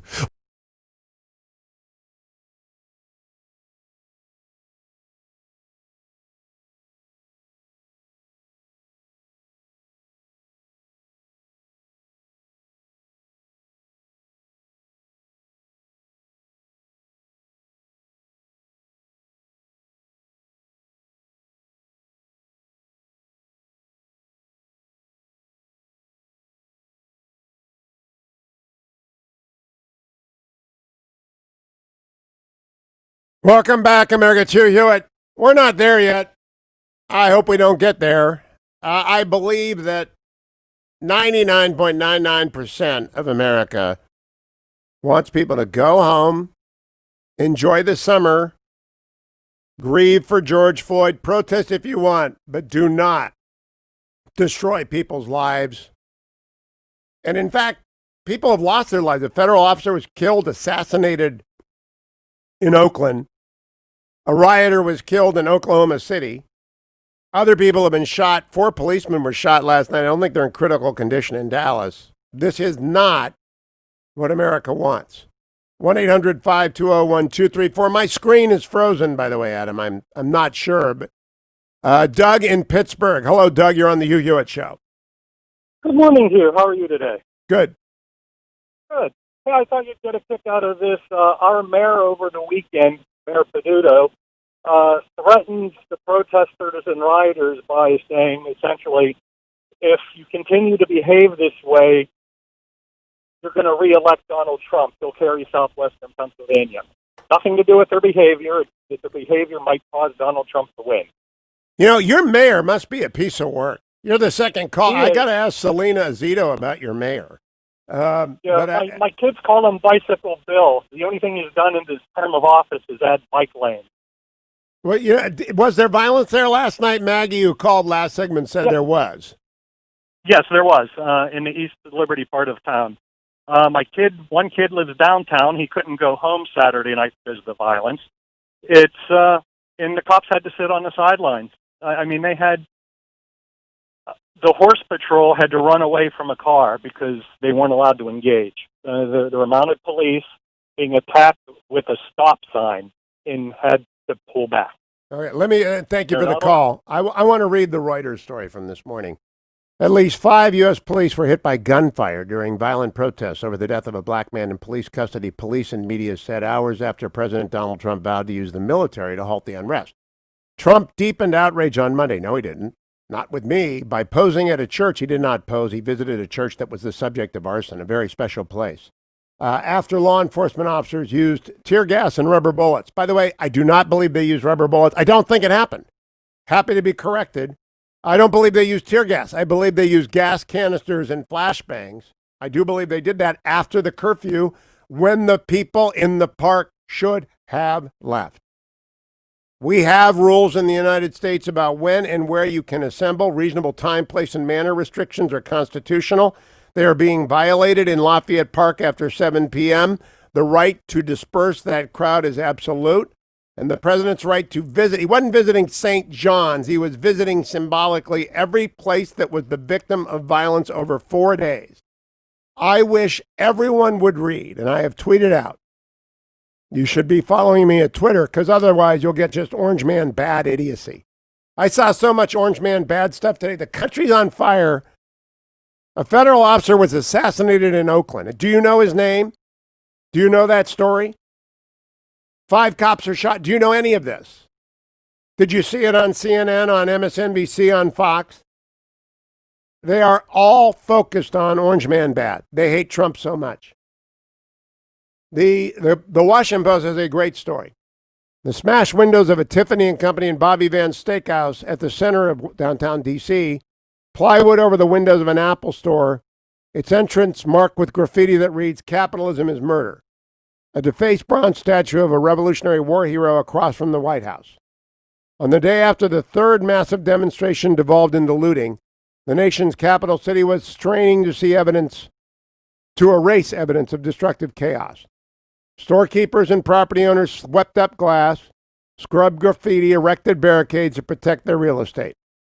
The damage was not limited to downtown, extending several miles into normally tranquil residential neighborhoods, including Georgetown, Cleveland Park, Tenleytown, and Friendship Heights, where packs of looters had broken into a gas station, a liquor store, drugstores, a TJ Maxx outlet, upscale Mazda Galleria shopping mall. We all got pretty scared, said Noah Rodman, 30 years old, referring to the moments before looters threw a chair through the window of his family's eponymous 65-year-old supermarket and drugstore on Wisconsin Avenue Northwest. The thieves stole bottles of wine, pills, blood pressure medication, anything they could stuff into their backpack. These kids were idiots, Rodman said after the store had reopened. They didn't know what they were doing. They were young and dumb. Washington has a long history of hosting events, the story continues. Everything from controversial presidential pronouncements to congressional investigations to impeachment trials. But it has been decades since the city has been the stage for this kind of widespread chaos that unfolded over the weekend. Car fires, police in riot gear, sprawling crowds of protesters, mobs of looters. Anwar Salim, 65, is head of H Street Main Street, a business association for the resurgent corridor in the city's northeast quadrant that was devastated during the 1968 riots. There's a great movie about that. Horrible, horrible time in D.C. An event he witnessed as a youngster. Over the past 2 decades, Salim has helped revive H Street, which is now one of the city's trendiest neighborhoods, rife with gourmet food markets, bars, pricey restaurants. In the past couple of days, 8 H Street businesses have been vandalized, including a CVS and a Starbucks. 6 others, and 6 of them owned by African Americans. I still don't have my screen back, Generalissimo. I don't know who's calling in, so I'll have to. I'll talk to Gene in Mesa, California. Gene, what do you think? A week before, La Mesa is on the edge of San Diego, and we were targeted because an African American young man was arrested at the trolley station. And one of the arresting officers was a woman, and he wasn't abused. So La Mesa was targeted, and we're just a sweet little middle-class community. And I sat on my balcony and watched La Mesa burn down. And across the street from the fire department and the police department, across the street, 2 banks were burned to the ground. And every single glass window in La Mesa has been broken. And Vaughn's grocery store was broken into in a fire set. And we're just a very friendly community. Oh, I know La Mesa. It's astonishing. It's what the Oakland detective said, is that the organized looting and violence is spreading out to soft communities, he said. Soft communities. That's right, and we were targeted because of this, arrest. And these people came. They had bolt cutters.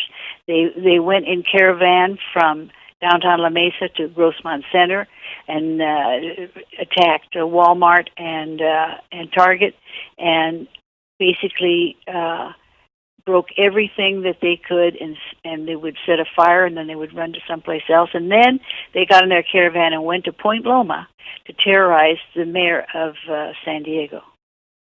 Gene, thank you. Didn't know any of that. Literally did not know any of that. John in Detroit. What's going on in Motor City, John? Hi. If Trump wants to reelect the Congress and the Senate next year, he's got to have Antifa pie, Antifa stew, Antifa meatloaf. We've got to expose these crooks, these criminals, these idiots, and you got to tell President Trump, Antifa pie, Antifa stew. Well, I know what that means, John. What does that mean? Well, I mean, just talk about Antifa. Okay. I agree. And by the way, everybody knows. Everybody knows. There is nobody who does not know this is a hard left anarchist group that is organizing chaos into which criminal element descend. John in Columbus, Ohio. John, what's going on in Columbus? Hi, Hugh. Thanks for taking my call. I have some thoughts on this being racially, what's coined, of course, it was going to come out racially motivated no matter what happened, how this unfolded, the black man. I don't believe it's racially motivated, by the way. I believe it is Antifa, which is predominantly white as far as I can tell, organizing moments of chaos into which the criminally inclined descend, and young, stupid people. This is no more than an excuse to go and be thieves, to steal their big TVs, all kinds of furnishings, clothing, tennis shoes, everything, and take advantage of it and use that as an excuse so they can get, as I've heard said many times, so that many black acquaintances. It's not, John, it's not black. Just look at any picture. It is multiracial, but it is criminal. And I'm not going to indulge the idea that this is not about George Floyd anymore. There are demonstrations about George Floyd. There is, as Detective Tom said, widespread recognition in the law enforcement community that his murder is unacceptable, that they should be arrested. It seemed like an open shut case, Tom said. I don't believe there's a law enforcement professional that defends it. But that isn't what's going on now. Scott in Atlanta, Georgia, your mayor gave one of the few great speeches I've heard this week. Welcome, Scott.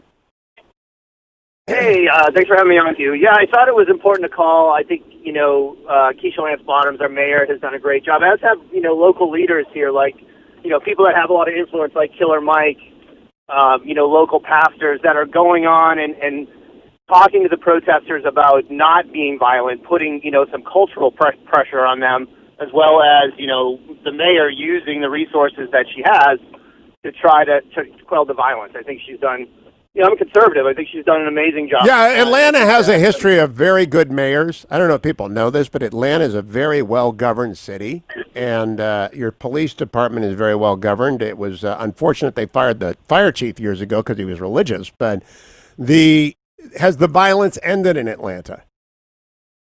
There was no violence last night. I think to the extent, and I think we're all unified that this act, and really several of the acts that have happened in the last few weeks were unacceptable.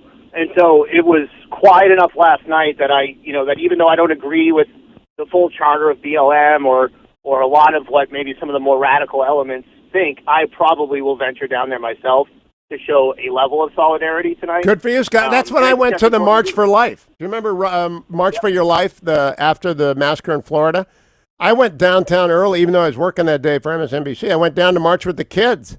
And you can have millions of people can march in the United States without violence. This is not that. What has been happening in the last 72 hours is not that. Yeah, and I think it's important. I think the reason I'll go down tonight, I think it's important where we are aligned, that particularly as conservatives, that we go down and we are visible and we say, we introduce ourselves. And, certainly if things go sideways, I'll leave. But, these events, require a level of solidarity across the board. Good call. Scott, thank you. I agree with you 100%. Thank you. Hey, I agree as well that relief factor time. I told you lifting a baby is not great for 64-year-old backs, shoulders, etc. And I spent the last 3 days doing that. It was great fun. Loved it. But thanks to Kurt Schlichter. But I need my relieffactor.com. Didn't take it with me. Forgot it. Long drive. Forgot to take it. And my fault. My bad. But I'm back taking it today. It's in the studio. Didn't think to take it home. Bad on me. 1995 gets you started. I Karen Kirkham and Resveratrol Omega.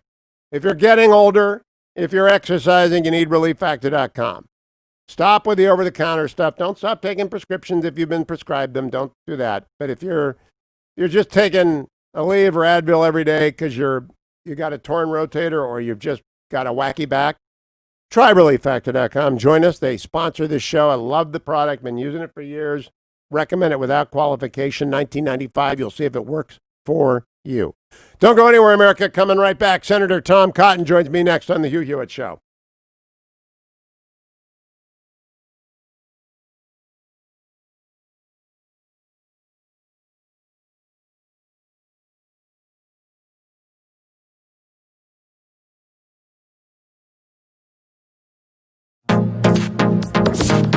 Trending now on America First with Sebastian Gorka. Jim, California, line one. Thank you. How are you? I am agitated, but welcome. You know, LeBron James did a great job of This Is Why. I mean, that's Madison Avenue, top-notch stuff. Imagine if the photos were inverted, though. Kaepernick kneeling, doing his take-a-knee thing is why we're doing it now in front of everybody to put them in their place, and this is from the Pentagon on down. Now, You're kind of losing me here. Why are you calling up today, Jim, to talk about Kaepernick? Well, because you won't let me talk about LennonMurderTruth.com. Oh, why did you leave this guy? Don't let Jim. Why are you lying about your name? You ring up every flipping radio show in the nation. You change your name and you lie. You're a tinfoil hat. You're a hero. You're a hero. When people say that they're a hero, they're a coward and a failure and a loser. When you call me a coward, if you have to call yourself a hero, you are the biggest loser in human history. Do you understand how pathetic I'm? The website is your proof, right? Is my proof, dude. Go back to the little aliens. The aliens are coming for you now. Quickly, put on the tinfoil hat. Run, Jim! Run! The tinfoil hat is waiting for you. Now! They're coming! The Yeti, the Sasquatch, they're all coming for you. Jim, you're a lunatic. Just like the media? No. Bye-bye. We did some research on this guy. He rings up every national radio show with the same story. What was the story? Hang on a second. We got 30 seconds. What's the story? Who killed John Lennon? What is it, Jeff? Is it Reagan did. Ronald Reagan killed John Lennon. Loony, get some psychiatric help. Thank you, whatever your name is. Keep up with what's trending. Subscribe on YouTube today.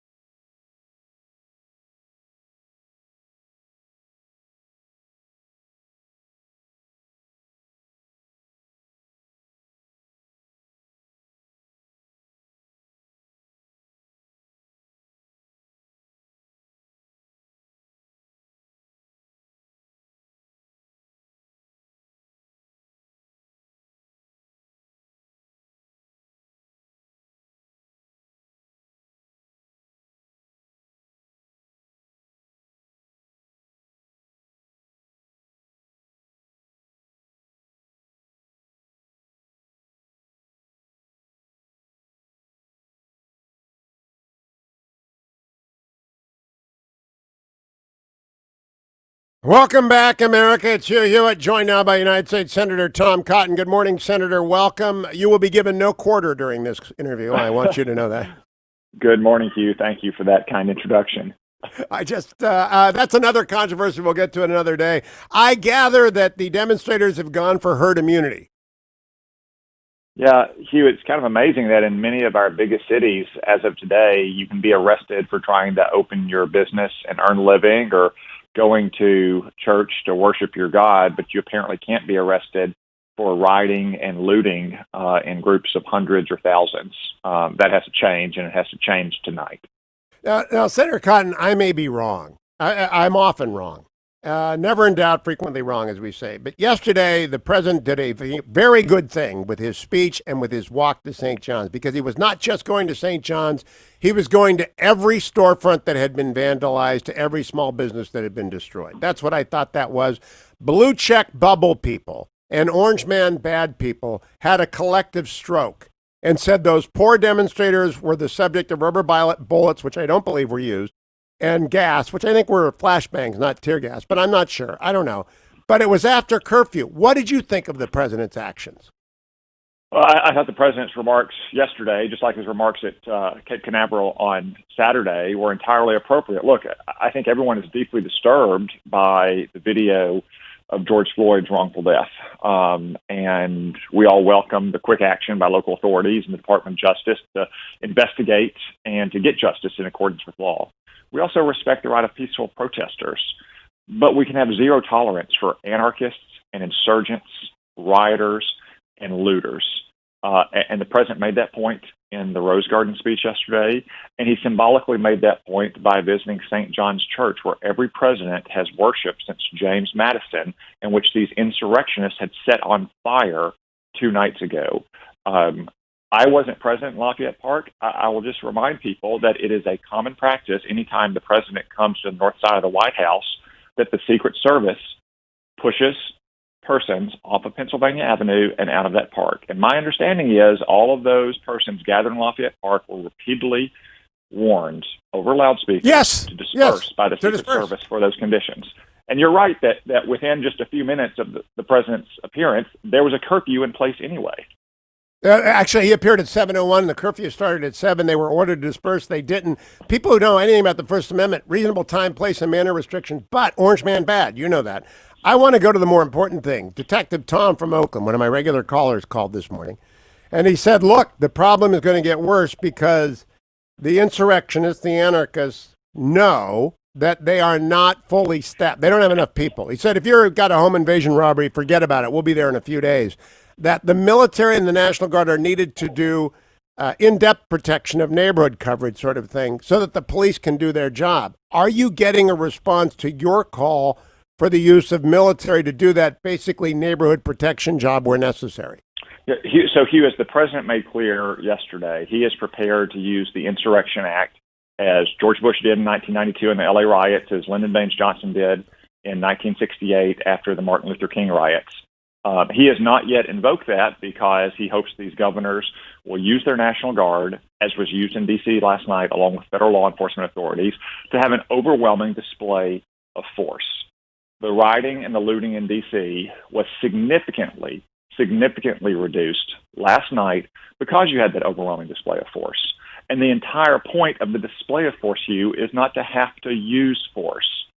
So these police departments who in some cases don't have the numbers to face off against these anarchists and insurrectionists have the support of their National Guard and, if necessary, the active duty military. The lesson that we saw last night in Washington, D.C., that we've seen in recent nights in Minneapolis, is when you have that overwhelming display of force, the violence is reduced. That has to happen in every one of these cities. Do you believe that American media generally has got any idea what the average American thinks of this last 72 hours, Senator Cotton? No, none, Hugh. I agree with you. I am dumbfounded that they turned the story last night into tear-gassing demonstrators when the rest of America was cheering, and the security needs of Americans are first. They just don't seem to understand. Or compare the news reporting from 2 weeks ago to what it is today. 2 weeks ago, the mainstream elite media in D.C. and New York were accusing governors in places like Georgia of human sacrifice because they were reopening barbershops, or killing grandma because you were going to allow people to go back to work with appropriate precautions. And now, again, for a week, we've seen on our TV screens thousands of insurrectionists and anarchists in close quarters destroying our cities. Have you heard a single one of these talking heads of these empty suits on CNN or MSNBC shaming all of those insurrectionists and anarchists for not keeping 6 feet apart? For killing grandma? No, but it's not just those two networks. I don't hear it on Fox either. I mean, I just do not hear anyone saying, I guess the quarantine is over and we've gone with herd immunity, because that's what we've done. If the virus is still around, it's everywhere now. Senator Tom Cotton, thank you for joining me. As always, a pleasure to speak with you. I'm coming right back. John Podhoretz is next, America. John is the only guy I know who has successfully broken the addiction to Twitter. And I wanted to ask him about that in these times. Stay tuned.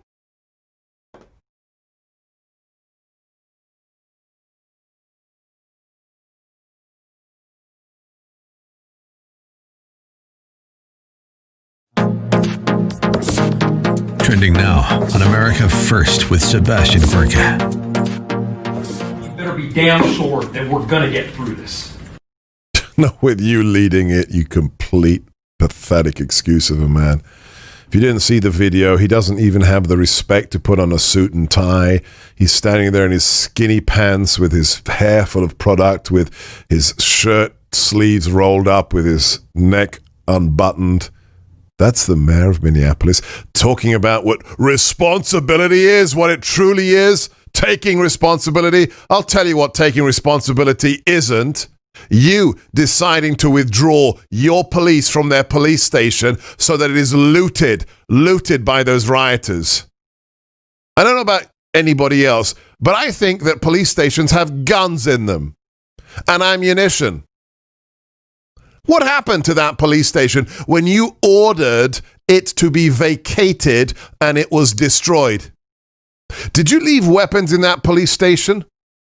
Are you going to take responsibility, Mayor Frey, for anybody killed in your city on your watch with weapons that you allowed to fall into the hands of the rioters? How does that bring justice for Mr. Floyd's family? You are the problem with America. Your spineless, gutless lack of leadership is why Minneapolis is burning, why 170 stores have been razed to the ground and more than $1 billion worth of damage is done, and why they had to call a curfew for 8 p.m. this evening, because you are a coward. Keep up with what's trending. Subscribe on YouTube today.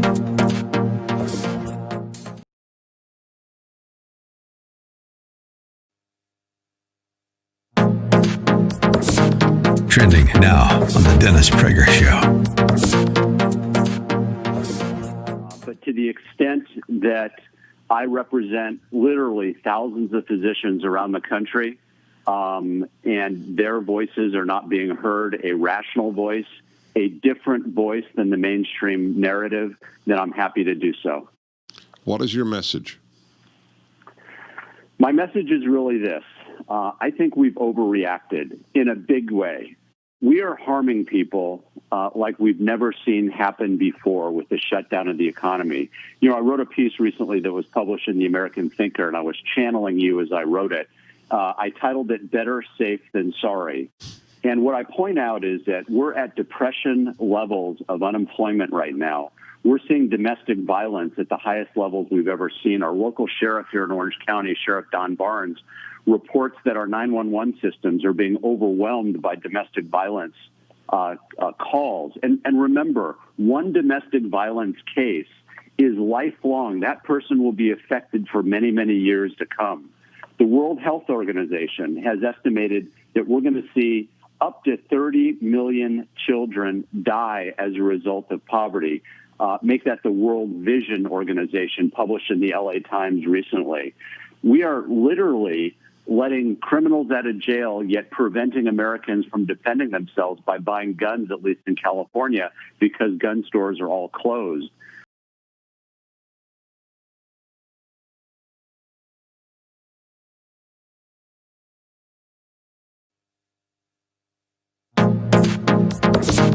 Trending now on the Dennis Prager Show. I am reading to you an interview with the former head of the Israeli Health Ministry. He's an MD. He's a liberal, member of the Labor Party in Israel. Okay? So he's talking, he said this is the mother of all hysterias, which is my position, as you know. The draconian measures are of biblical proportions. God, is he right? Hundreds of millions of people are suffering. In developing countries, many will die from starvation. In developed countries, many will die from unemployment. Unemployment is mortality.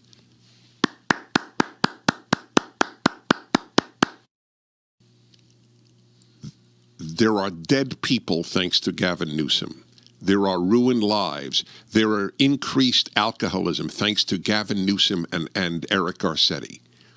They have so many victims on their hands, but they have blunt left-wing consciences. If it's good for the Democratic Party, It's good. That's how communists thought. There is no difference. Good is what is good for the party. It has become an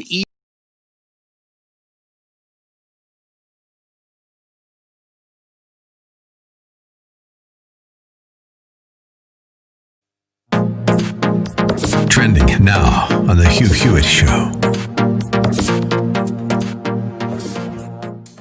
Now, I have a series of questions. I just would like to know, yes, no, I don't know, as to whether or not you will be calling as a witness to the Judiciary Committee the following people. Will you be subpoenaing James Comey? Yes. Andrew McCabe? Yes. John Brennan? Yes. James Clapper?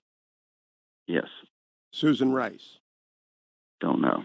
Have you had a chance yet to read then acting Attorney General Sally Yates' statement to the special counsel, which was included as Exhibit 4 in the motion to dismiss the Flynn case?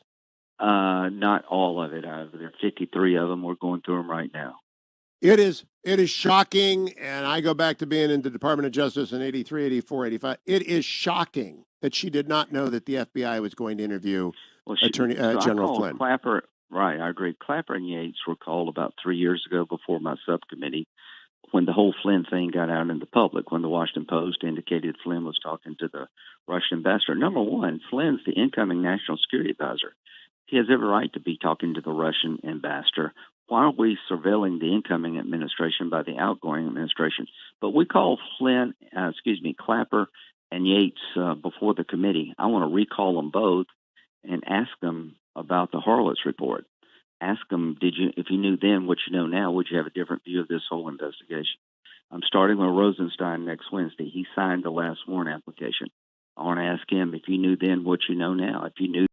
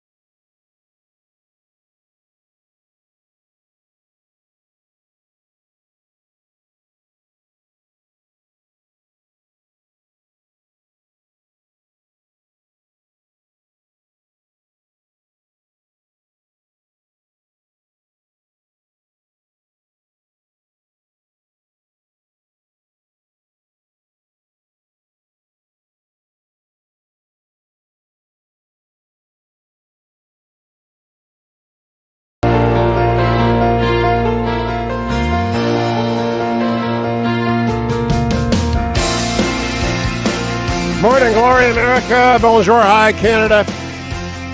It's Hugh Hewitt. I am back. I want to thank Kurt Schlichter, who sat in for me yesterday. Colonel Kurt did a great job. Sidney Powell was one of his guests, commenting on the Michael Flynn litigation. Yesterday, the Department of Justice filed a brief. It's lost in all the chaos, but Judge Emmett Sullivan's going to get smacked down. The 35 pages of nonsense filed by the lawyer he hired is nonsense. The case against General Flynn should have been dismissed days ago. Every day it continues is absurdity and a denial of basic due process to the general. And I believe that the Justice Department's filing yesterday, signed as it was by the Solicitor General Noel Francisco and every other major official at the Department of Justice, communicates to the D.C. Circuit, this is not a light matter. They have got serious police abuse. And I do concern myself with due process of everyone. early on, like Detective Tom this morning.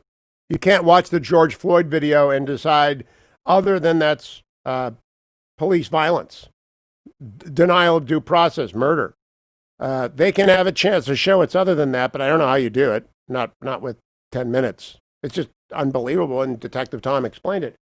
But I also say the same thing. It's unbelievable that Judge Sullivan did not dismiss the case against General Flynn. They're very different, of course. General Flynn's alive. He has suffered a lot. He's been put through a lot, but he's still on the rack because of a setup, because of the intentional interference with the peaceful transition of power. Both are violations of due process. One is a loss of life and is extreme in its consequences, cannot be reversed. I don't know that you can reverse what has happened to General Flynn either, but he's alive and he'll have a chance to say his story. George Floyd won't. So you've got to believe in due process for everyone. That's the point the president made yesterday. And if you did not hear his talk, I want you to hear it. I think his speech yesterday in the Rose Garden is memorable, so I'm going to play it again. It's cut number 5. Yesterday in the Rose Garden, right before he walked over to St. John's to symbolically stand with every burnt Thank you very out much. business. My fellow Americans, my first and highest duty as president is to defend our great country and the American people. I swore an oath to uphold the laws of our nation, and that is exactly what I will do. All Americans were rightly sickened and revolted by the brutal death of George Floyd. I'm going to interrupt now because I'm joined by my friend. We found him, John Podhoretz. And John, I wanted to talk to you specifically because I haven't quit anything since smoking 24 years ago, and you have successfully quit Twitter. And I am in awe of your discipline, especially during this period of time. Have you been tempted back by the events of the last 72 to 96 hours? Oh, dear God, no. I mean, it's like asking me, I don't know, if there were a mudslide in my area and I were sorry that I stopped swimming in mud. I mean, I can't imagine anything worse than any kind of involvement on Twitter, simply on the grounds that there is nothing that one can say that would be illuminating enough to I don't know, account for the horror that will be visited upon you by saying anything illuminating. Now, John, Twitter I used to think was Saturday morning cartoons for adults.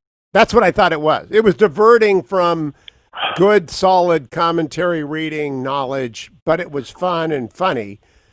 I am now convinced it's not. In fact, it's a cattle prod to the blue check media, but it's also a means of communication for the anarchists and the insurrectionists, as Tom Cotton just said, and it's just pure stupidity. Right. Do you think it lasts? Is it now so fully addictive that it lasts? Lasted. I mean, it's.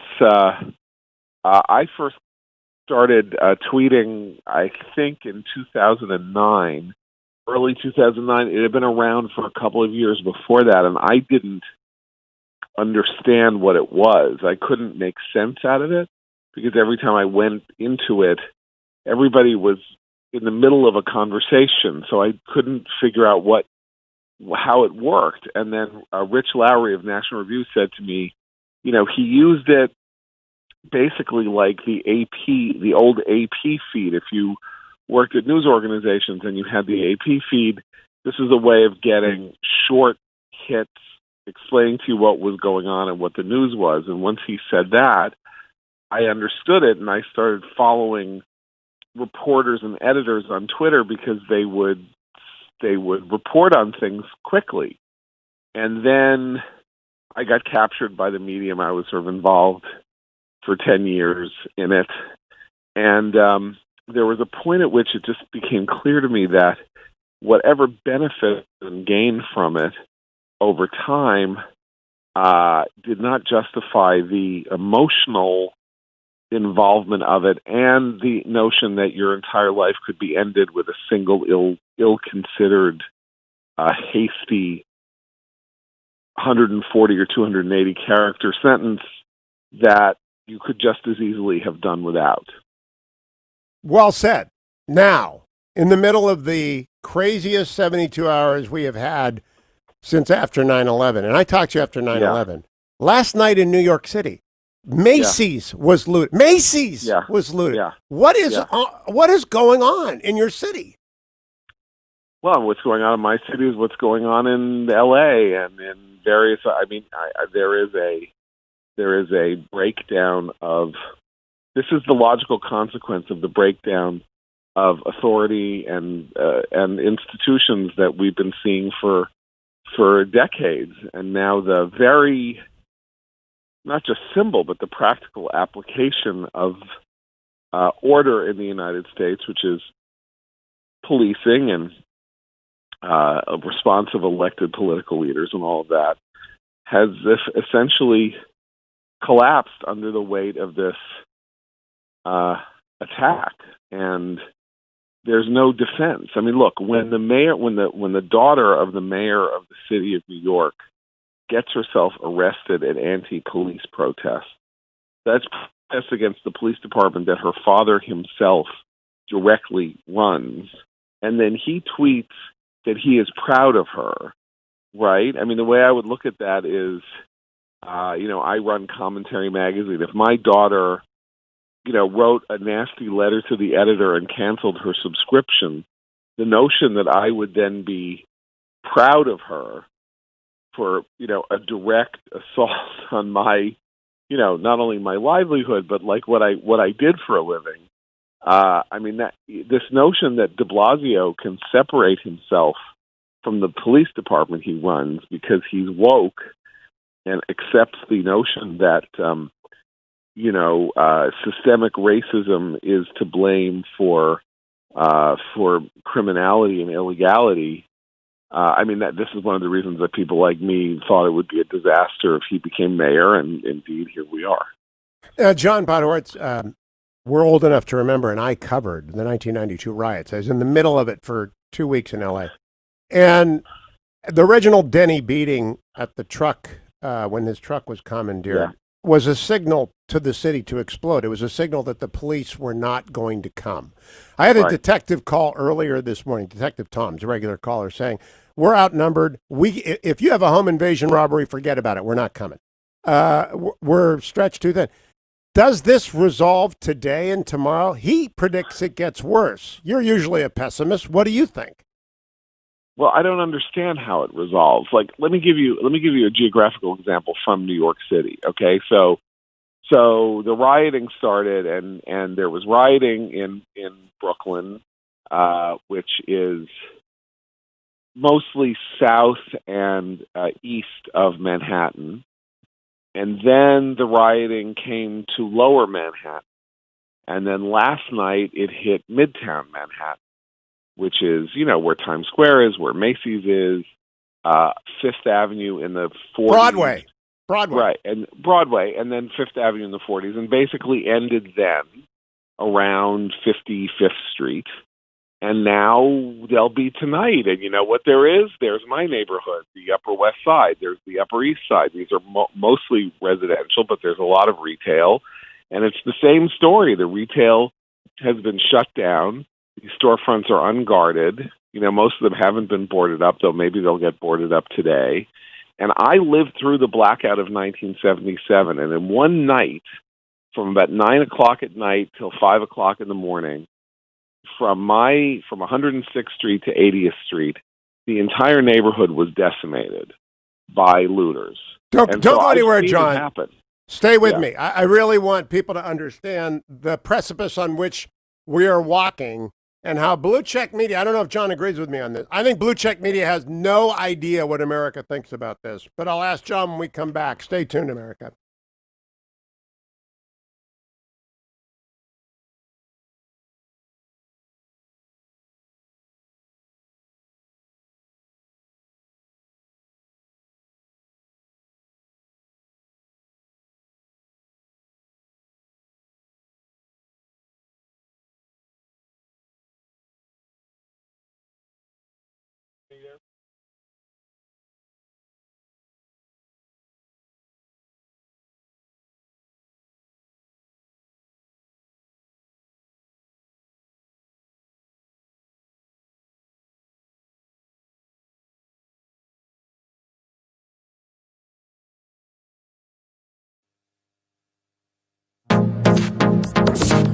Trending now on The Dennis Prager Show. I am reading to you an interview with the former head of the Israeli Health Ministry. He's an MD. He's a liberal, member of the Labor Party in Israel. Okay? So he's talking, he said this is the mother of all hysterias, which is my position, as you know. The draconian measures are of biblical proportions. God, is he right? Hundreds of millions of people are suffering. In developing countries, many will die from starvation.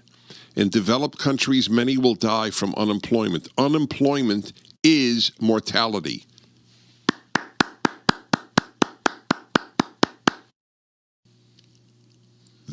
There are dead people thanks to Gavin Newsom. There are ruined lives. There are increased alcoholism thanks to Gavin Newsom and Eric Garcetti. They have so many victims on their hands, but they have blunt left-wing consciences. If it's good for the Democratic Party, it's good. That's how communists thought. There is no difference. Good is what is good for the party. It has become an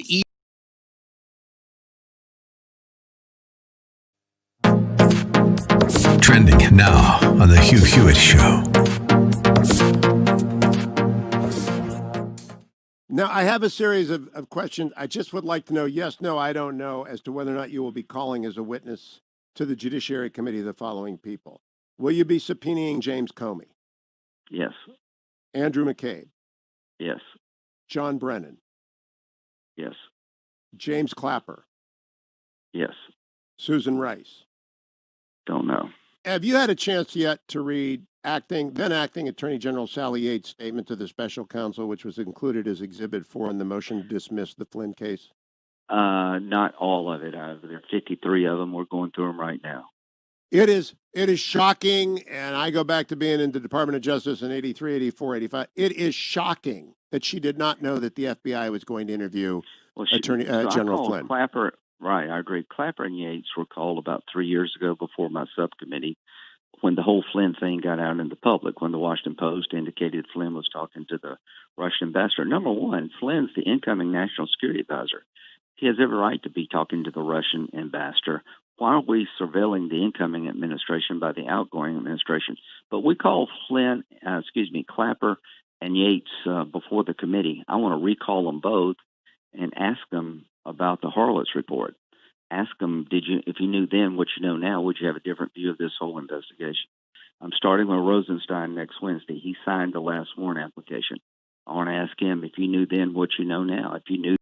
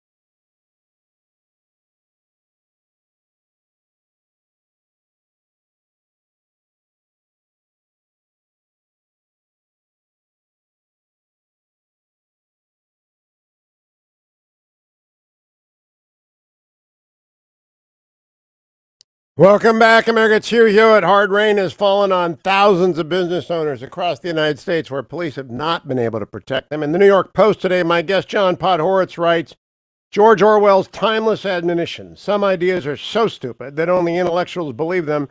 has been given new life by the desperate efforts of pundits, scholars, and Twitter blue checks to defend the violence, looting, disorder, and general monstrousness that have overtaken America's cities.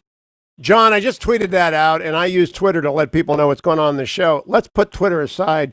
The moment that we are in has confused the blue bubble people. They think it's about Trump. It's not about Trump. It's about nihilism. It's about a crazy kind of virus on top of a virus. This one is mental. But do you think I am overreacting? No, I mean I think it's a little about Trump in the sense that what we're seeing is a breakdown in leadership at all levels, and I don't think the president is acquitting himself particularly well, or has been acquitting himself particularly well over the last 5 days. So in that sense, it's about Trump the way it's about anybody, or about the governors and the mayors and all of that. Even though he's taking a different tack than the liberal politicians are, but obviously what we have here is a gigantic. We have a gigantic legitimacy crisis that is not easily resolved. It's a classic thing, which is that when a mob overruns a barricade, one of the things learned by the overrunning of the barricade is that the barricade is partially notional. Like, yeah, there's a barricade and it's hard to get over it. There's a fence and it's hard to climb it.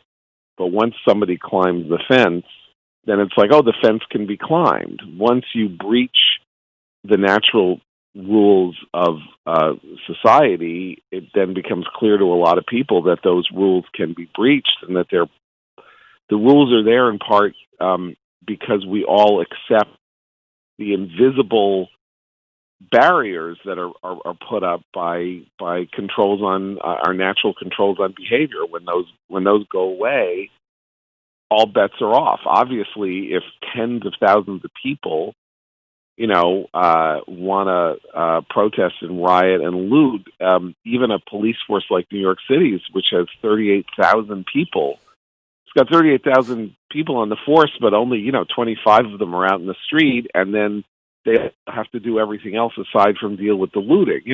There are domestic violence reports, there are other kinds of burglaries, there are other kinds of murders, there's all sorts of stuff going on. And then you just overrun the legitimate rules of authority, and then you're finished. That's why in wars, the nature of lethal force is that it's indiscriminate and incredibly violent, because you're protecting tens of thousands of people from tens of thousands of people. Well, we're not going to turn howitzers and missiles on civilian populations that are misbehaving. And once people understand that they have once a criminal element understands that it might have the upper hand through sheer numbers, as long as they get those numbers, it's very hard to see how it stops. Which is why Senator Cotton has called for the widespread use of military force under the Insurrection Act, as has happened a couple of times. My friend Matt Lewis writes for the Daily Beast. He did not write this headline, but I want to just get your reaction to the headline. Trump feeds his base riot porn, inches U.S. towards civil war. What do you think of that headline, John Podhoretz? Well, I mean, I don't think he's inching the country towards civil war. I think that's incredibly unfair. Yes. The civil war, if a civil war is breaking out, which it is, and something else is going on. This is anarchy, not political confrontation.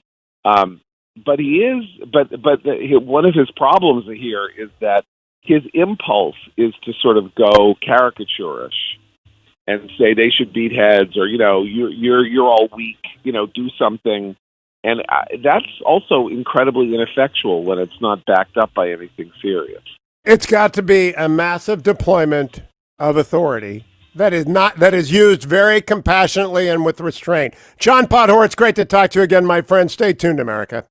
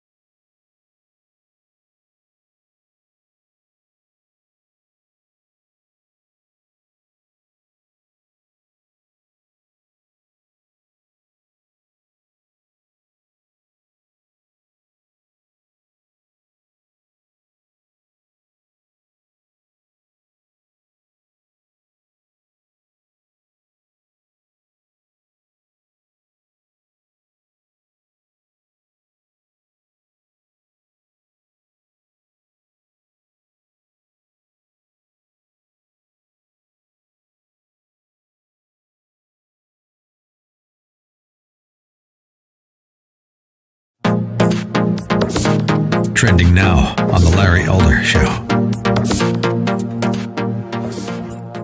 Study also says the vast majority, between 90 and 95% of the civilians shot by officers, were actively attacking the police or other citizens when they were shot. The vast majority, between 90 and 95. I'm reading this again for the young lady that says that I was defending the officers that were involved in the killing of George Floyd. So since she has difficulty grasping me when I speak, I just want to do it 2 times for you, just for you. The vast majority, between 90 and 95, of civilians shot by officers were actively attacking police or other citizens when they were shot. 90% also were armed with a weapon when they were shot. The horrific cases of accidental shootings, like mistaking a cell phone for a gun, are rare, said the co-author of the study. Quote, this is him again. We hear about the really horrendous and tragic cases of police shootings for a reason. They're awful cases. They have major implications for police-community relations, and so they should get attention. But this ends up skewing perceptions about police shootings and leads people to believe that all fatal shootings are similar to the ones we hear about, and that's just not the case. End of quote. Now, in one recent year, I think there were about 300 Americans injured by lightning. And you look at the number of unarmed blacks who were killed by the police. Frankly, as a black man, you are more likely to be injured by lightning than to be an unarmed black man killed by the police. That is how rare it is.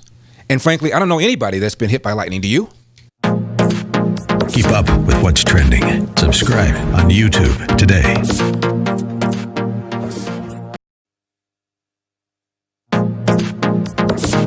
Trending now on The Larry Elder Show. During the campaign 2016, lock her up was a very popular chant at his various rallies. And during the debate, Hillary says, it's a good thing you're not president. And he responded. That was very, very clever, witty response. Yeah, because you'd be in jail. Everybody cracks up. Well, the president took office. Did he prosecute her? Did they file charges against her? No. But now people are upset because Bill Barr doesn't expect there to be charges against Biden and Obama. Can you imagine what would happen if the Trump administration charged them? And by the way, when Trump leaves office, after he finishes his second term, you can expect that the next Democratic president is going to figure out a way of charging Donald Trump with various crimes. I have a general idea of how Mr. Durham's investigation is going. And as I have indicated, some aspects of the matter are being examined as potential crimes. But we have to bear in mind what the Supreme Court recently reminded us of in the Bridgegate case. As the court said there's a difference between an abuse of power and a federal crime. Not every abuse of power, no matter how outrageous, is necessarily a federal crime. Now, as to President Obama and Vice President Biden, whatever their level of involvement, based on the information I have today, I don't expect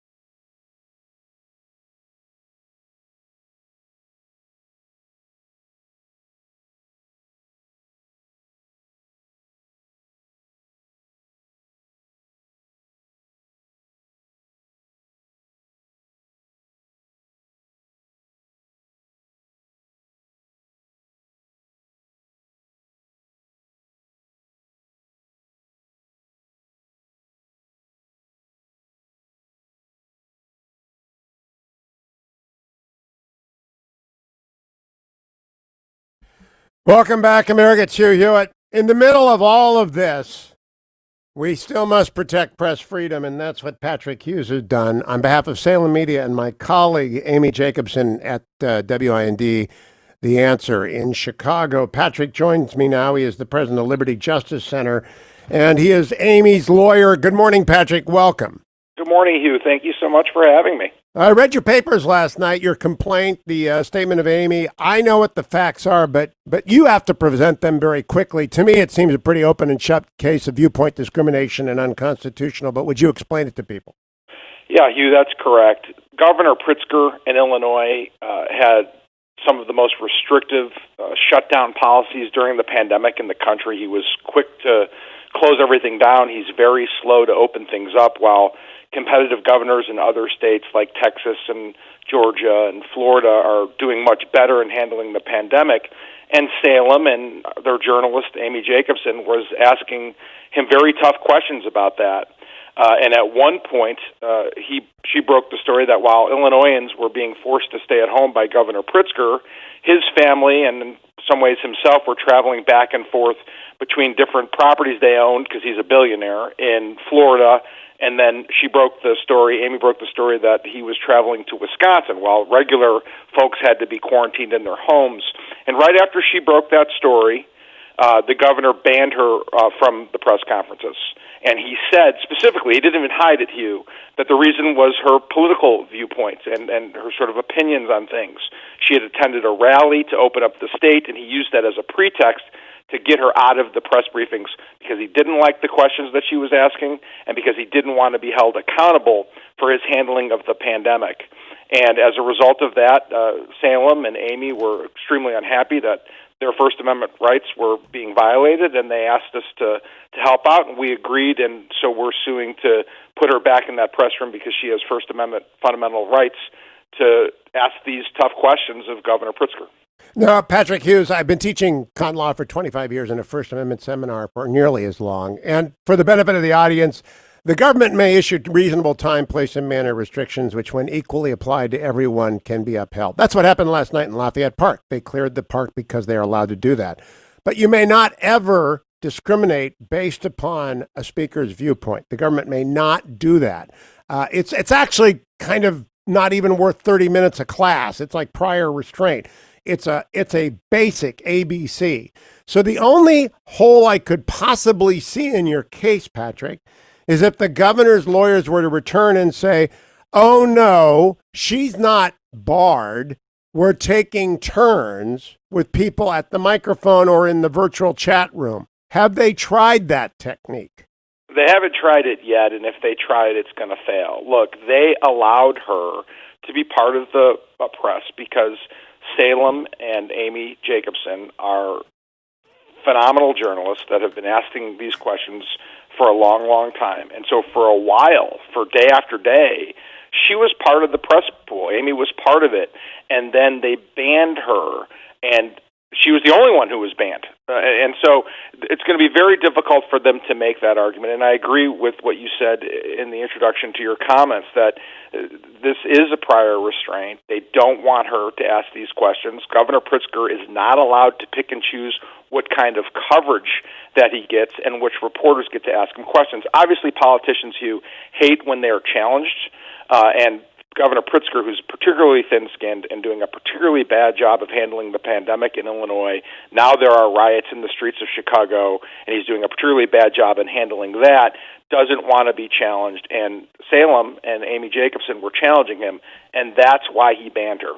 By the way, I personally make more news than almost any other journalist in America. So when I read, as I know Amy makes news, which is almost the definition of a news station, is when you break news, when you make news, be it interviews or reporting. She does it often. When the governor described her as she used to be a reporter, but now game over, game, set, match. He has just demonstrated like the president doesn't like Acosta, but at least there they had the argument that they got a limited amount of space. There is no such argument in a virtual press room, is there, Patrick? No, Hugh, there isn't. And that's why at Liberty Justice Center, we go after these types of actions. This is just complete and total government overreach. And like you just said, Governor Pritzker has admitted what his bias is publicly. He didn't even shy away from it. He didn't hide from it because he feels so insulated from getting criticism, and he feels insulated, particularly in the middle of the pandemic, from any consequence. And, we think that that is wrong. We think that Salem and Amy have the right to ask any question so that the citizens of our state and our country can be informed in this unbelievable time that we're going through. And we feel very comfortable that the court's going to see it that way as well. Did you get any amicus filings from CNN? Of course, when Jim Acosta was denied his White House press pass, everybody in the world rushed to Jim's defense. And I myself am very concerned that unless you have prior standing rules about who may and may not participate and when you may revoke their press pass if they refuse to cooperate with the congenial setting of the White House, there are ways to have reasonable time, place, and manner restrictions. Acosta got his press pass back. Did the press rally yet to Amy Jacobson? So we just filed, but there hasn't been a rally to Amy Jacobson. And I think the difference is the press is discriminating based on opinion and content as well. So when Acosta had his issue, the press ran to him. Why? Because he's a liberal journalist at a liberal outlet. Amy has a more conservative bent. She's at a more conservative outlet. And as a result, at least in the local press, and at least so far, and the case again was just filed yesterday, there hasn't been that outcry. And that says a lot about why Governor Pritzker feels so comfortable doing what he did, because he feels that most of the people, if not almost every person in the room asking him questions, in the end is on his side, which is why it's so critical, Hugh, for people like Salem and Amy Jacobson to be in that room to ask questions of our elected officials so they're not just getting questions that they're comfortable getting. Well, also, every radio station in town would be glad not to have her in because she dominates the morning drive. And so it's a competitive advantage. But I want to go back to who you're in front of. Which judge did you draw, Patrick? So the judges, we just got a sign from yesterday. It'll be a federal court judge. We feel very comfortable because we have a strong legal position.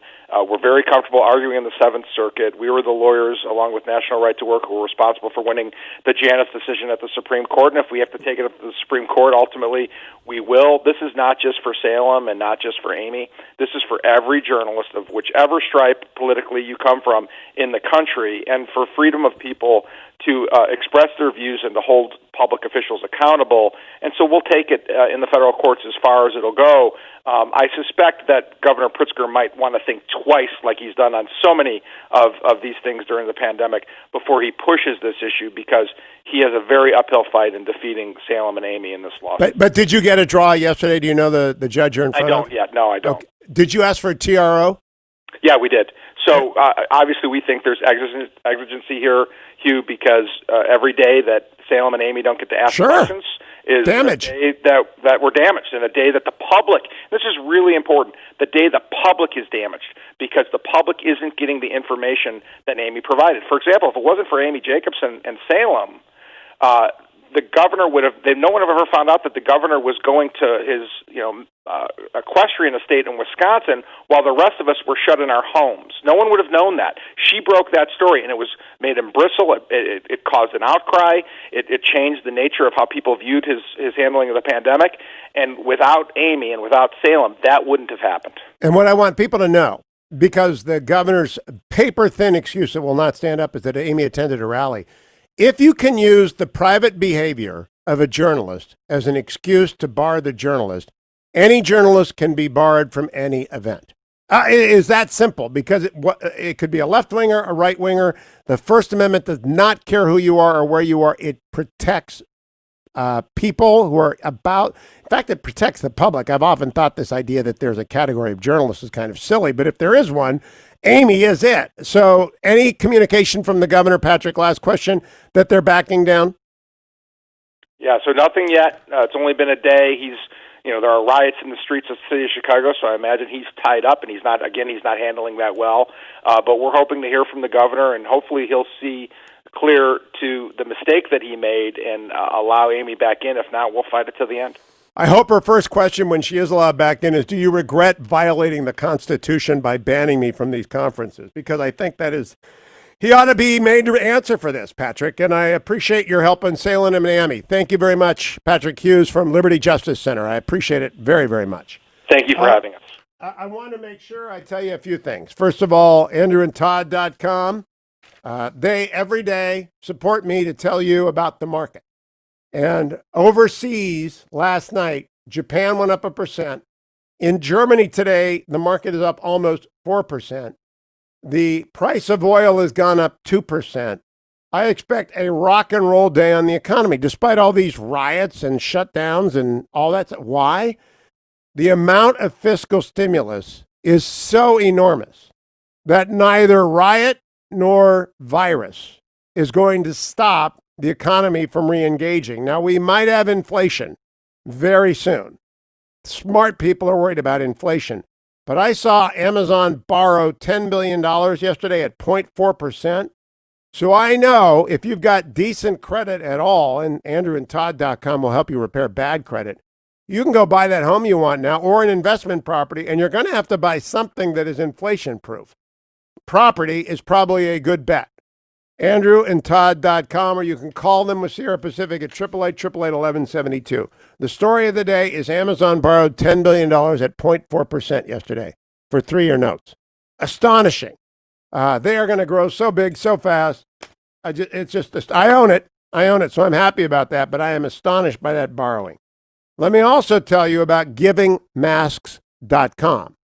If you are going to need masks, and I think these mass demonstrations have de facto catapulted America into herd immunity. We don't have a choice. Tens of thousands of young people gathered while the virus is still abroad in urban centers. And I mean, we're easing the lockdown. We were supposed to sit around at restaurants 6 feet apart from each other and not get close to each other. That's all just gone to hell. That's done. We've gone Sweden. And if you don't understand that, they should have had Anthony Fauci up last night and say, so Doc, how's that control system going? Because it's all blown up. Everything we worked 2 months for to sequester the virus and suppress it, it's blown up. So you're going to need masks because you're going to get it. And then you're going to give it to people. And so you're going to need givingmask.com/Hugh. Because if you get your mask from givingmask.com/Hugh, they will donate for every order a high-end mask to a children's hospital. That's what I asked them to do. That's what they're doing. So if you're going to order masks, go to givingmask.com/Hugh and do it there. Finally, let me remind you of relieffactor.com and honorboundcoffee.com. Even as America riots, the military will come to restore order. When they do, they will leave families at home. Honorboundcoffee.com supports those families. Brought to you by the same people who started relieffactor.com. But relieffactor.com makes money, not Honor Bound Coffee. I mean, they make money, but their profits, 100% of the profits of Honor Bound Coffee go to military families. So I want you to get your coffee via subscription, via the mail, at honorboundcoffee.com, just like I want you to try relieffactor.com. It is Icarian curcumin, resveratrol, and omega. I take it every morning. I tell you about it 2 more times.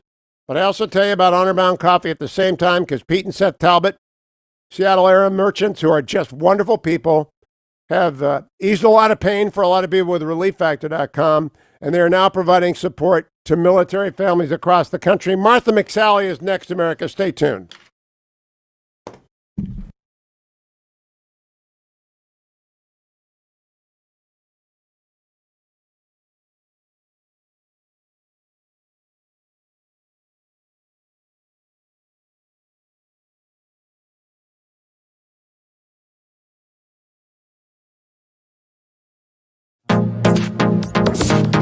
Trending now on America First with Sebastian Gorka.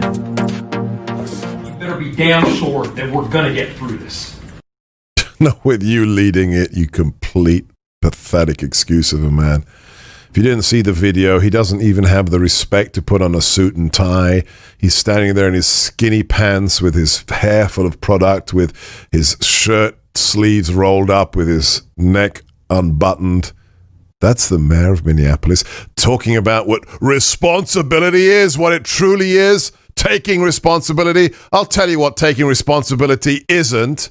You deciding to withdraw your police from their police station so that it is looted by those rioters.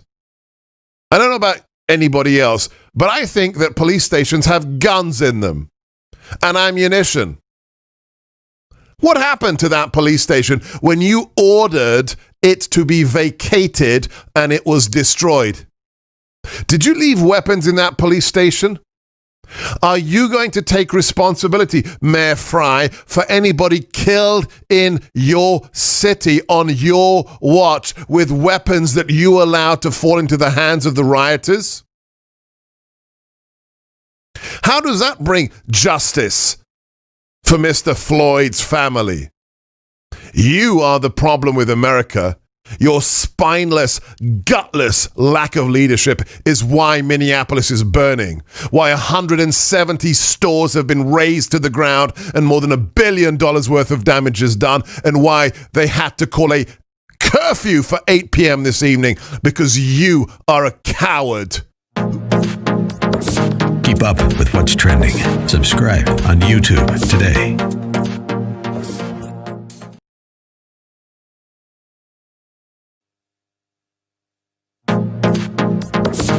Trending now on the Dennis Prager Show.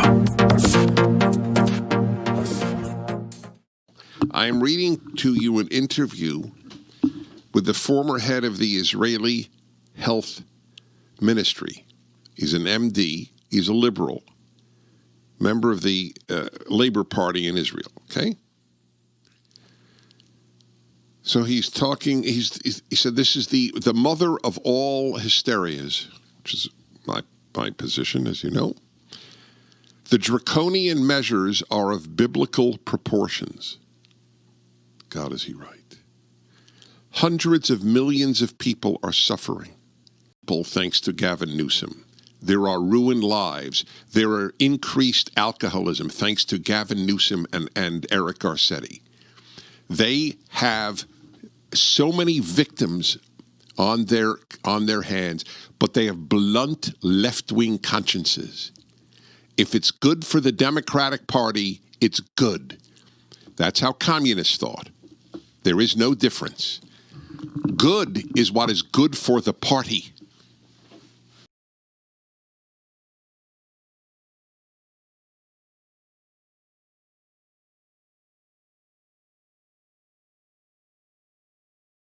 Welcome back, America. Senator Martha McSally is one of my favorite guests. She is, of course, a colonel retired from the United States Air Force. She deployed 6 times to the Middle East and Afghanistan. She flew 325 combat hours in the A-10 Warthog.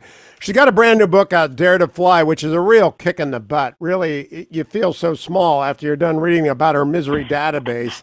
And I got to say, Senator McSally, I thought it was so appropriate to read Dare to Fly, your new book, thinking about command climate. There's a lot to talk to you about Dare to Fly, but command climate in these police departments that have failed across the United States and where they've succeeded, the command climate that you discuss in here, it's relevant wherever there are men and women under orders of a superior officer, isn't it?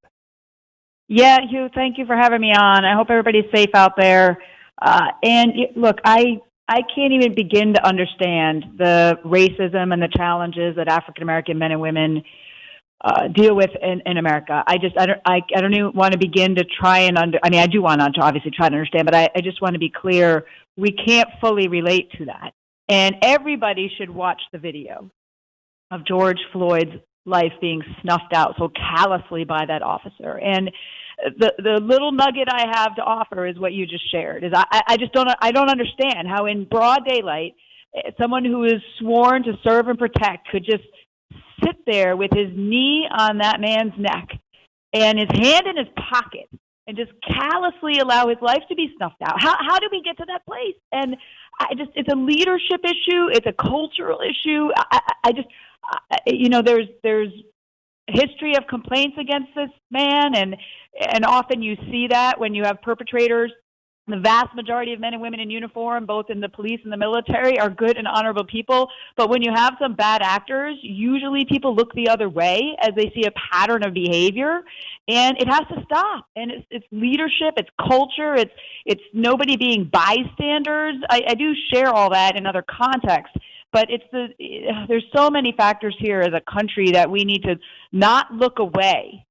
We need to look. I want to drive home. What I'm talking about, when I read Dare to Fly to prepare for the interview, there are on 2 occasions, at least actually more than that, where the command culture of where then Major McSally was sent was so poisoned against women pilots is so abusive, so absolutely full of harassment, jealousy, envy, and threat that she had to address it directly. And good on the colonels for doing so. But I think about that in the context of the Minneapolis Police Department. I think that chief should have resigned the day after because it's a failure on his shoulders. Where's the leadership? How did they get to that place? I mean, I have so many questions about what was going on in that police department and how you get to a place where not just what the one officer did, but the rest of them enabling and standing around. And there's so many things that need to be looked at here related to the leadership. And I appreciate you sharing that connection as I share in my own journey. Again, I don't want to equate it to what any the George Floyd's family and others, but as you look at like the root issues, the cancerous issues of a organization that has these perpetrators in this culture, like what the hell is going on?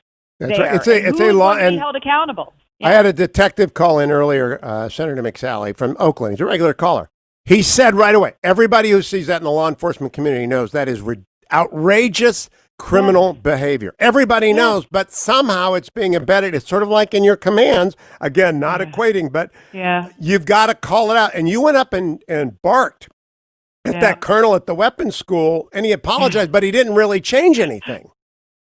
No, and I share my own journey with my own challenges and the honor of my life to command men and women in combat in Dare to Fly. And my hope and prayer is that people who read it would be encouraged to stand up against things that they see are wrong. I talk about don't walk by a problem, that they would be encouraged to not be a bystander, that they would also be encouraged to overcome fear in their own lives and obstacles and tragedies. And I mean, I share my unique stories. Many of your listeners are maybe not going to jump into the cockpit of A-10, but I'll bring you there with me and share how I was able to overcome my own fear and stand up against wrongdoing and other things so you can find your own courage in your own journey. And I want to be the wingman of the reader, which is why I put it out there. I want to just use the unique experiences I had to encourage people in their own lives to find their strength, push past obstacles, don't walk by a problem, find their courage and resilience. And my hope is that the reader will really be, encouraged and inspired in their own lives. And they can go to daretofly.us, and I'd encourage people to share your story with me as well. We set up that website specifically so you could contact me. I won't share it with others. I might strip your name off and just share the dynamics, because I think we could all use some hope and encouragement today. For sure. Absolutely. Daretofly.us. Everyone is going to be sort of like the 12-year-old that Colonel McSally helped get up Mount Kilimanjaro. And if you want to know what that means, you've got to read Dare to Fly. Senator, thank you for joining me. I would not want to be in any competition with you ever. Thank you. God bless you all. Didn't happen overnight, man. I went from a pudgy, motion sick kid to flying fighter. So it's a pretty remarkable story. Dare to Fly is in bookstores everywhere. Thank you, Senator McSally. Everyone be safe. I'll be back tomorrow with the latest news on a hopefully calmer, safer America on the next Hugh Hewitt Show.